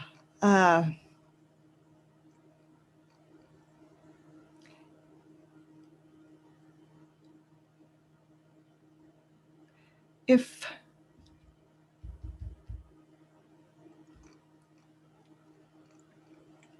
let's just say if someone had a plan to discourage this, Would you be interested in helping? Of course. I just don't think I'm going to get kicked out again. I know what that's like. You do? I'm sorry. So,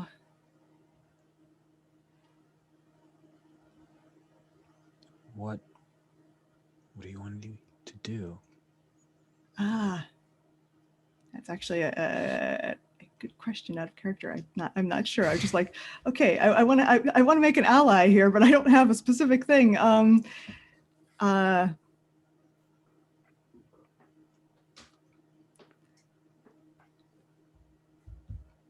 Unless we could get a hold of some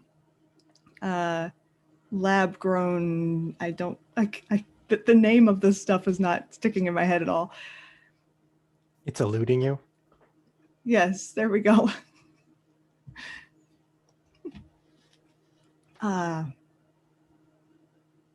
Is this a thing that we could get?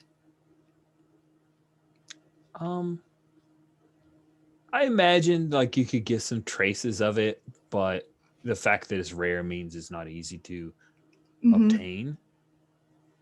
And you may be able to just go to the area where the surveyor bot was, get a little bit.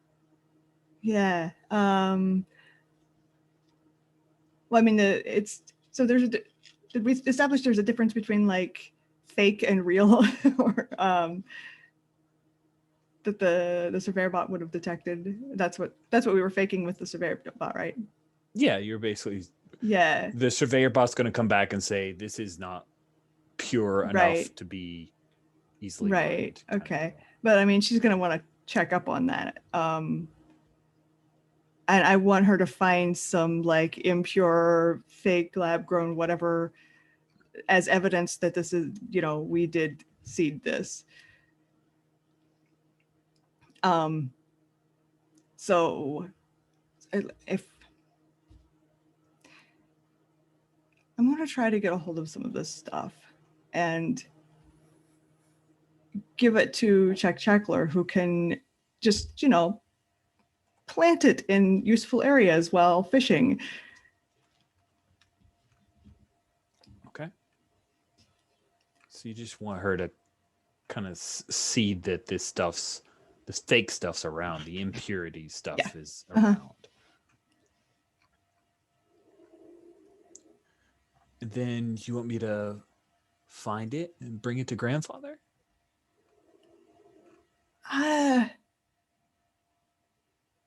I think it's best to let Polanicet find it first, and if she doesn't, maybe we can give her a push. But I see. If grandfather thought that the fine was impure, he'd probably take Polanicet for every credit she has before she leaves. Probably best that she finds out this and thinks it's a bad deal. Yeah, that's... Wait.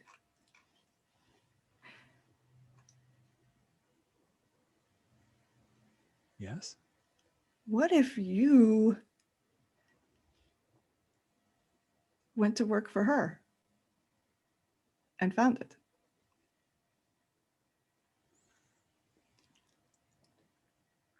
I could try. You could make some cash, feed her some information. Okay. Okay, I'll try that. She Perfect. puts her hand on the pole and kind of uses that to stand herself up. We probably shouldn't spend too much time together then, in case she sees. I assume you aren't friendly with her. She mentioned you put her in the shed. Me specifically, yes. I'm not. She probably doesn't have very good feelings about me.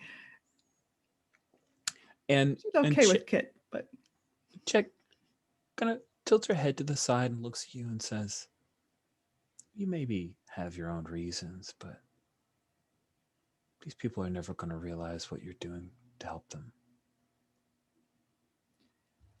That's all right. I've been kicked out of 2 places so far, and I'd like to make up my own mind whether or not to leave here, not be forced. Oh. I certainly don't want you to leave. And then she'll turn and start to head back to try to pulse Anisette into hiring her. Excellent. It's a little late, but do you guys want to do a quick bio break kind of thing? Sure. Late as in amount of time that's expired. Cool, we're back. We were just chatting briefly before I started the recording again that this situation feels pretty cooked. And so here's what happens. Check tries to get a job with Paul Anisette. Turns out she's a fisherman, not so great at convincing a business person of the value of her capabilities. So that doesn't exactly go super well. However, Check does plant in Lore Zulema Saruk's head the idea that this could be shifty, which then Lore has Sayre, one of his granddaughters, go challenge Paul Anisette's claims of exactly how lucrative this could be. And so Paul checks out the samples to validate this to Sayre and also Lore. And that's when the surveyor bot shows that the quality is not as good as originally suspected. And things really start to get dicey. Paul Anisette ends up leaving town very quickly. Bebo will swoop in on her little speeder scooter because there are people who, upon finding that Paul Anisette does not want to pay, or maybe she doesn't exactly say that, but there's a suspicion that they're not going to get the big payout, they effectively chase Paul Anisette out of town. And the town, as yet unnamed, but working title Bridgeton, has rid themselves of Paul Anisette, who realizes maybe it was good that I didn't pay out these folks because this is not good. Because that's not good at all. And as we see her sleek, and I'm imagining, if you remember in the prequels, those super silvery Padme Amidala ship, something along those lines, takes off from the ridgeline, heads off, and flies away from Findar. And then the camera just settles over the scrublands, and we see that the survey bot is just left behind. Straining bolt on it still. Just worthless piece of trash as far as Paul Anisette is concerned. And she's decided not to press things with the Imperials because it wouldn't be worth all of the credit she'd have to pay out to get the extraction rights. And that situation for now is concluded. Any epilogue-y bits or any other conversation points that folks want to point out as we wrap up that situation?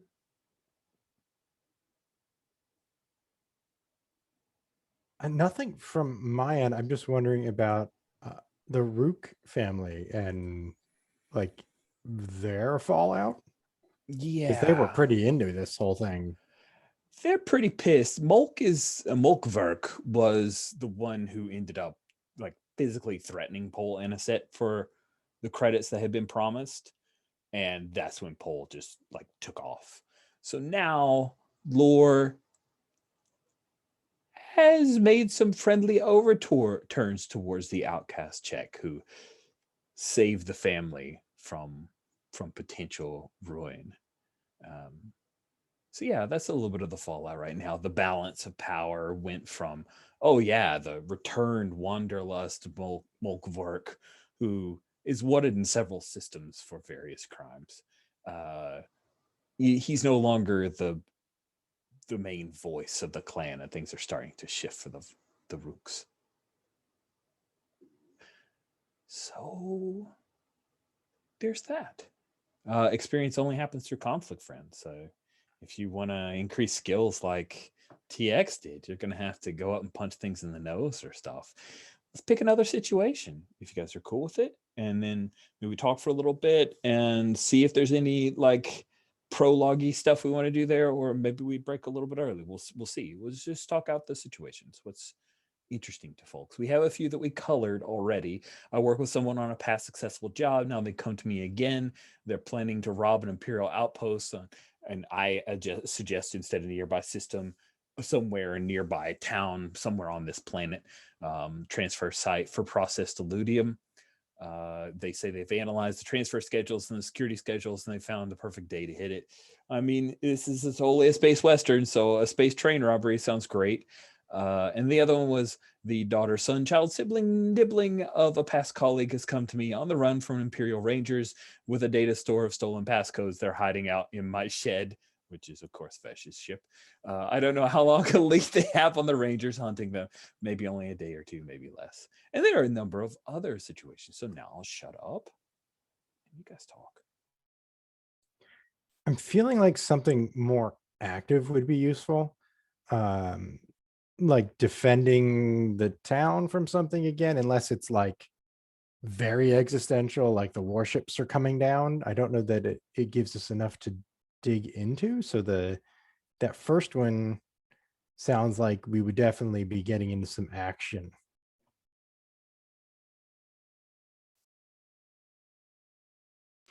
Yeah, I was going to say, I think, or that, you know, the protecting the family member from the Imperial sounds like a good one as well for that. Again, that kind of maybe not quite, you know, Magnificent Seven, but certainly that sort of you know, fighting. I guess that's possibly more like a slightly lower stakes, but still kind of oriented towards action. Or yeah, you know, pulling a big heist sort of thing would also be cool. But yeah, I'd agree. I think something that pushes us a bit more into direct conflict would be cool.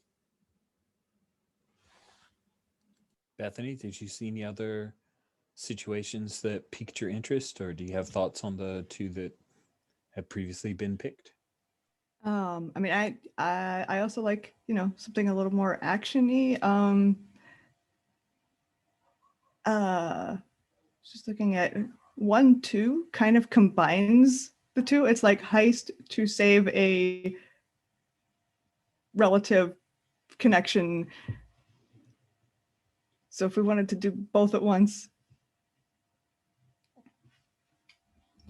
that would work. But yeah, I mean, heists are always fun. Who picked the last one? I think I think that was me, actually. I think so. So then Keith and David, the two of you dice for it. Roll a d6. And whoever rolls the highest picks of the situations on the table, which one we go with. There we go. Look at that dice stuff. I don't know what color who's rolling. I'm blue. Okay, Is so simple you just got a die out uncertainty there. then? You're going to go ahead and roll it. Oh, I was just going to take the 2, but whatever. Let's have a process. We Okay. bring the die out there, then we roll it. That way we all know. All right, There always isn't the same. I'm bringing it over here. All right. 5, and then David. Oh, we still 6. baby. Oh, look at you, David. All right. Drama. David, what situation would you like for us to hit next?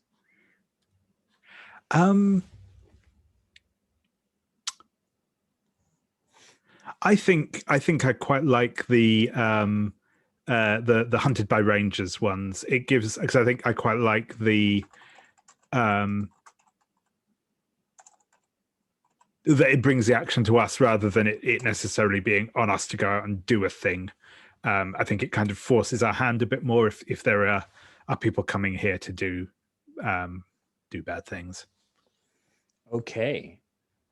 since obviously TX can't have any daughter, son, child, sibling, nibbling, David, do you choose for this relative to be a relative of Kit's or of Vesh's? Yeah. I'm open. At least I'm as gonna written, it's the relative of a past colleague. Oh, Pascal. So it could be anyway. You're right. You're right. Yeah, You're right. it- Thank yeah. you. Thank you very much.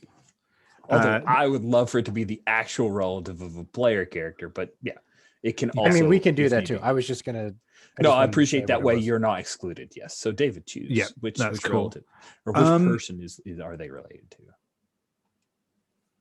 I would be quite interested actually if Vesh is up for it in seeing a relative of a relative of Vesh, or at least another refugee from Vesh's homeworld that they're familiar with, if that's cool. But otherwise I'm open for whatever. Are you open that to would be it? fine with me. So now, Bethany, do you remember the name of your character's planet? No. Me I don't. either. Me either. So don't feel bad. We can name it right here now. How about we name it after your first character from that planet? Iskri? Am I misremembering? Sure, that works. Or what was it? Did they have a last name? Maybe they had a last name. Maybe everyone has that last name because that's the name of their Ooh. planet. Oh, that's a really cool surname process. Hellion was definitely not their last name. I'm No, positive no, of this is that. for sure a fake last name. Oh, that's right. You totally. Yeah, that way they won't know what planet I'm from. Right. Let me search our wonderful wiki here. Among the many characters you played, Iskri Talera. Talera actually sounds like a planet. That's a good planet. Yeah. I think that was originally what I had in mind. I don't know if I actually went with that, but Awesome. So the planet of Talera. So a Talaran. A Talaran. Are you cool with going with nibbling of Vesh? sure, that sounds good. Or I wonder if it would be more interesting to have somebody who would it be more interesting to have somebody who actually knows what they're doing and has some common sense as opposed to Vesh, and who could show up and be like, what the hell do you think you're doing? Or would it be better if it was somebody who was like, yeah, a nibbling, somebody who doesn't? Well, Keith, David What do you chose. think? Bethany's cool with it. Keith, where do you want? Do you want this NPC to be a competent member of a nascent rebellion within this Imperial remnant, or a nibbling of Vesh's who kind of stumbled onto a thing and now is in a whole lot of trouble? I kind of like the inversion of what we expect, and having this competent person coming to us for help and then being like, what are you guys doing here? That's cool. I am super into it. Let's see. And I'm sorry that the clothes aren't super Star Warsy, but here I'll just share the file rather than screen share. Check that out, Bethany. Does that look okay for a nibbling of yours who turns out to be surprisingly competent? Yep. Sweet. Let me stick them in. Is that one of those procedurally generated people? It's not. Wouldn't that be It's a cool? real person? That's a real person. It's an NPC for a play-by-post game that I think looks interesting. I don't know. There's something about them that amuses me or interests me. Yeah, it might be the same thing that I was picking up on, that it was sort of like that almost surreality of. Yeah, I think it's Some something about like- the lighting or something, but it it looks almost like a computer generated person.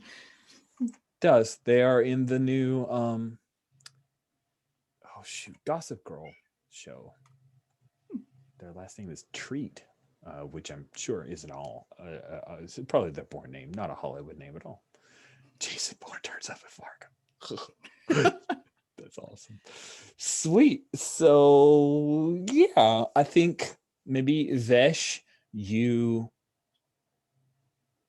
come back from time spent in our town towards the shed. And what is it that you pick up as you're approaching the shed that tells you someone is on board? And who is with you? Okay, what did I pick up this? Um,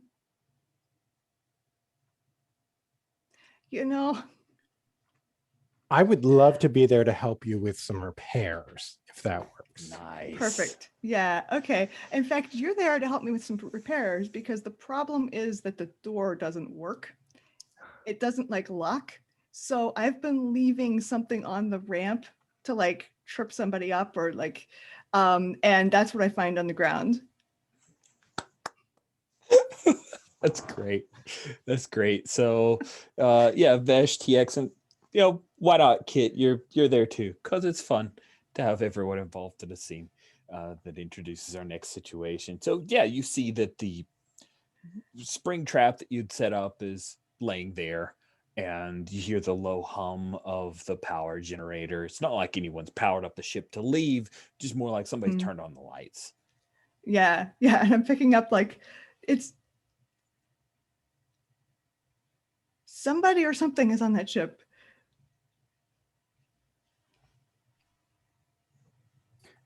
Is it possible that it is the rodents? Or are you finding signals larger? Big rodents. Look, this thing is cracked. Like, yes, those would be rodents of unusual size.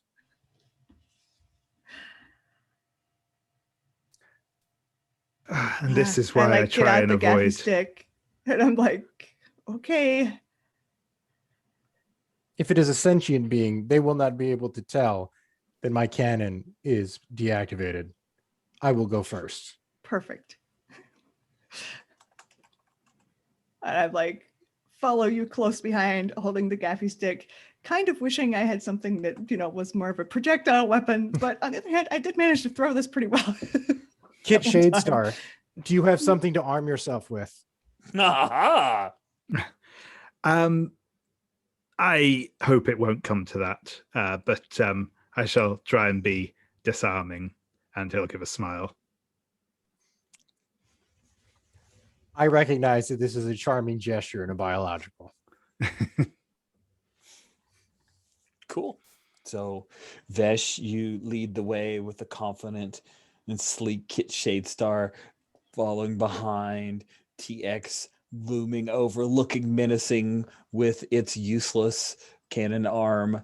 And I'm kind of, well, you tell me, Vesh, does Vesh have like an old broken Dejaric table in the lounge area of the ship? Sure. Yeah. So you come up and tink, tink, tink, and you see the lights are on, and her hair is a mess. She looks tired, but Tika's opened up the like main part of the table, and she's got a few tools, and she's like working on the wires and pulls out like this fried motherboard. And she looks up, Cece.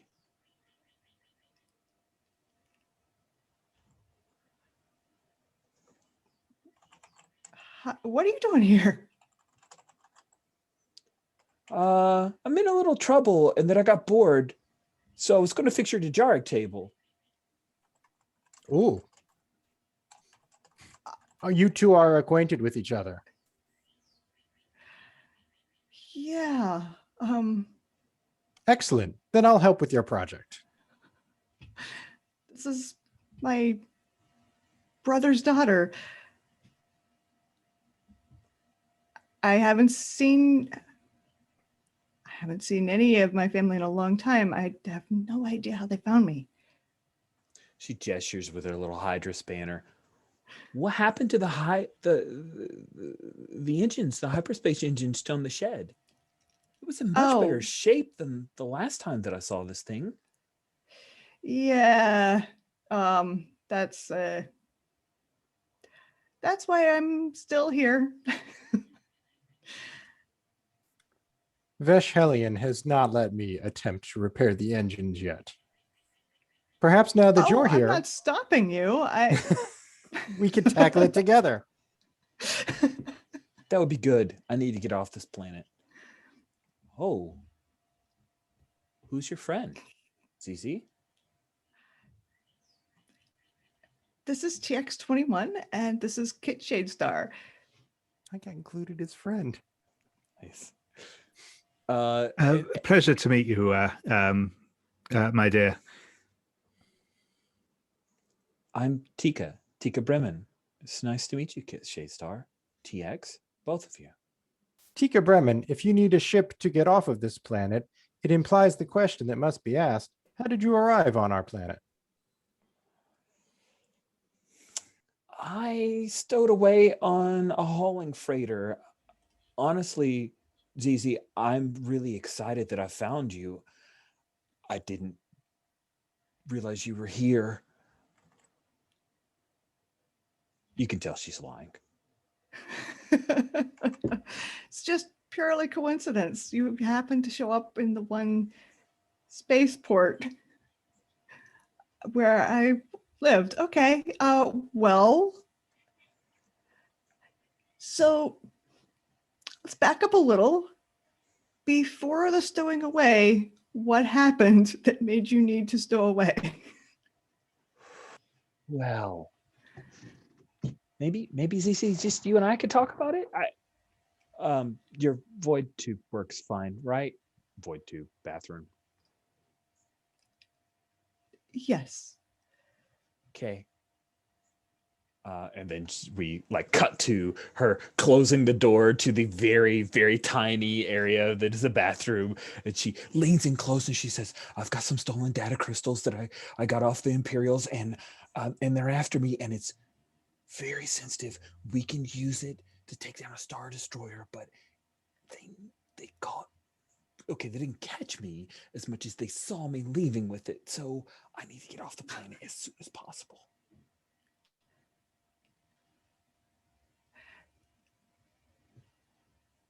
This is way bigger than either of us should be involved in. Well, I don't know if you should really tell me what I should be involved in, ZZ. I mean, I've got lots of friends. We're all in this together. You should be involved in it too.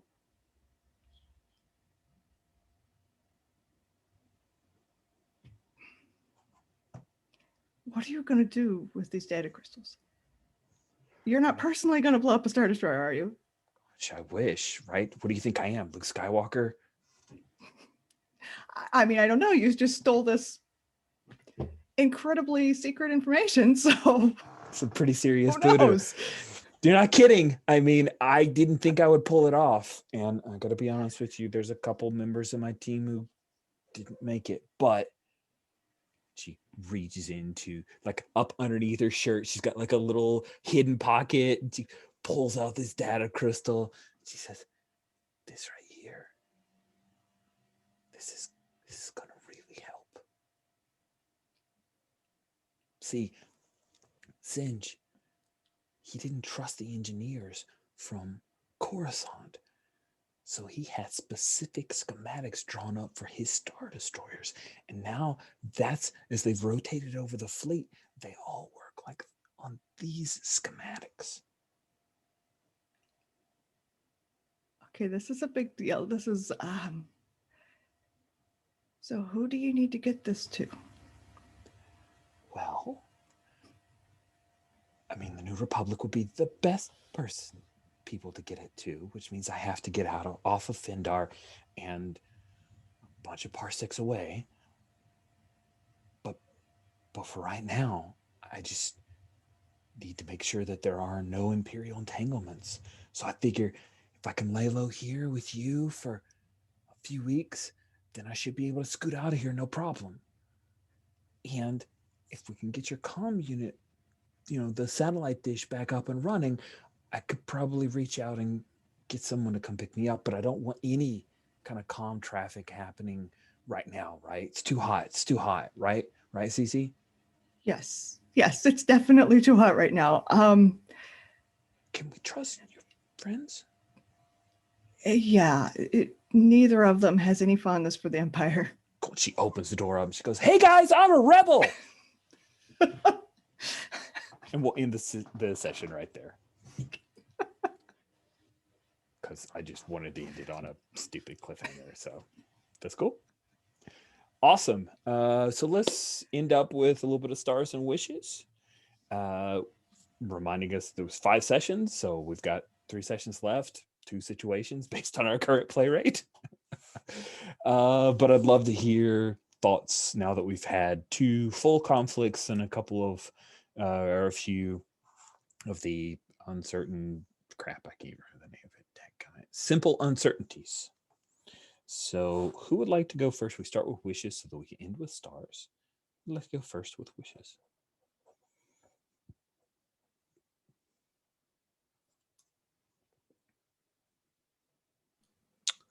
I think I'm quite interested to see how see some conflicts taking place in slightly more fraught situations, I guess, because I feel like the ones we've had before have been good fun, but they've kind of been in fairly tame, low stakes situations. So I'm looking forward to seeing how things kind of amp up when there's a bit more pressure on to sort of succeed, as it were. So I think that is sort of mostly what I'm looking for in a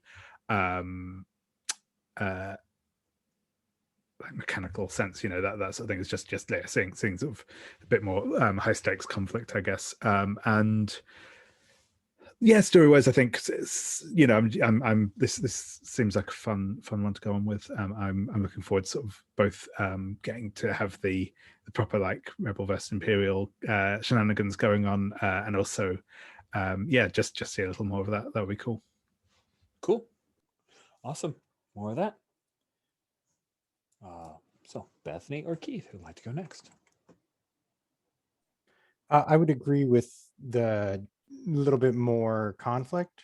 Mhm. Like I was having trouble with the previous situation of digging in and really finding traction in it. So I'm hoping that this will have a little bit more of that. And ideally getting all of us interacting with each other more. Like I kind of feel like we've had one-on-one PC, NPC, a lot of stuff happening, which I know a little bit is the conflict system kind of pushes you towards that. It's not so easy to run with more PCs in it, but just kind of want to see how they bounce off of each other and interact a little bit more. Yeah, I think that's fair. That's fair. Hopefully Yeah. we'll have multiple conflicts in this next bit. Because stormtroopers are down by dozens. So Yeah, it's true. I think like all of the PC interaction has sort of been summarized, happens off camera. Like, okay, we made this plan, now let's which I mean is good for getting to the conflict, but you do miss out on PC interaction, which I would always like to see more of. yeah, I do too. And I don't want to short shrift you guys on that. So I appreciate that feedback. That's very useful. Sweet. Bethany, you went last, so you get to go first on stars.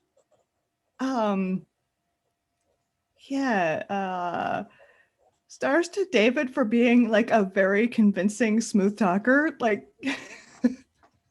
like you always seem to have a plan on what you're trying to do, how you're trying to do it, and like actually act it out in a way where I would probably just be like, yeah, I want them to do this, so I tell them something that works. You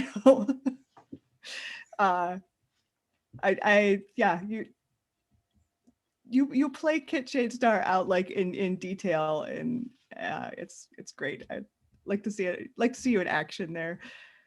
I like that is your action. Like, oh, I'm just gonna talk and fix everything. I'm looking forward to seeing that backfire one day, but it's also fun to watch. Yes, I agree. I enjoyed having Bebo completely fascinated with Kit Shadestar, even though the GM was like, there's probably nothing ever going to happen from this, but that just seems like a thing that Kit could do. Is just David Niven charm certain people. Thanks, Bethany. Keith, did you have any stars to throw out? I really like the mechanics. I mean, I feel like they might be pushing us some ways we don't necessarily want to go, but just the things that it makes happen when we have the conflict was really nice.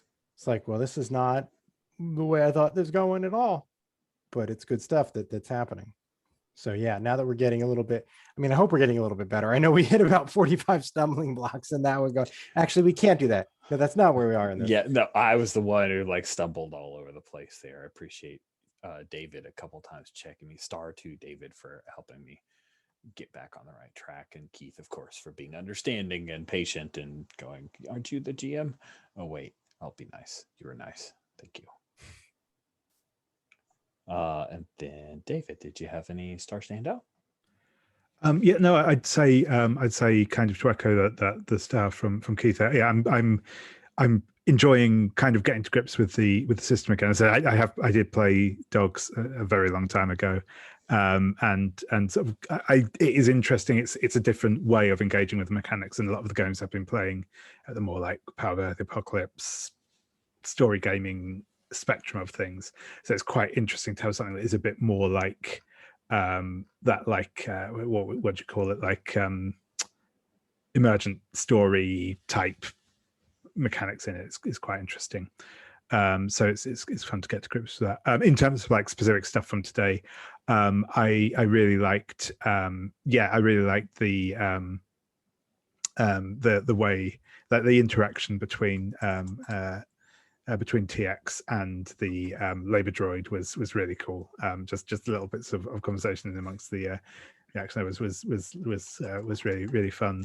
And yeah, I really like the again, similar I suppose, but I really like just those little moments at the end there between Vesh and I'm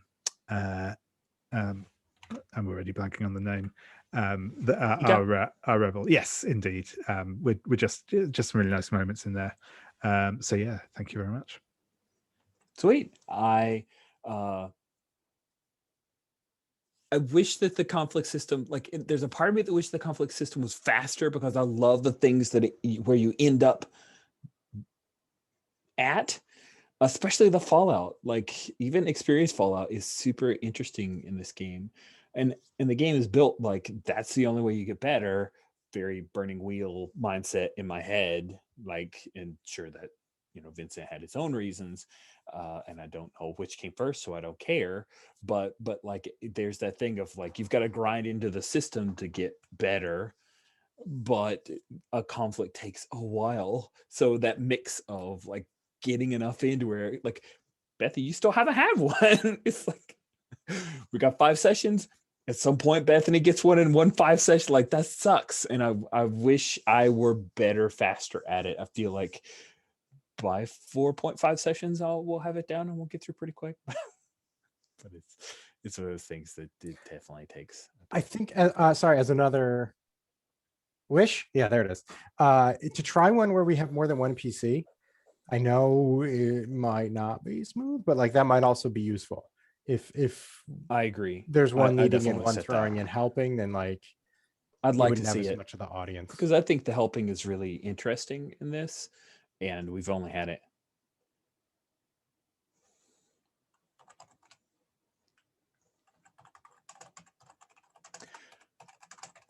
Cool. But thanks everybody for being open. The idea of like, hey, this situation's done, and let's set up a new situation. That was cool to me. Like, there's a certain level of like belonging outside belonging play where we're doing that dreaming that I'm uncomfortable with, but actually works pretty well here for our purposes. So thank you for that, for being open to it and cool with it. Yeah, good. I still like all of your characters a whole lot, and I can't wait to throw stormtroopers at you soon. It's gonna be fun. It's gonna be real fun. With that, then I'll bring the recording to a close. So stop here.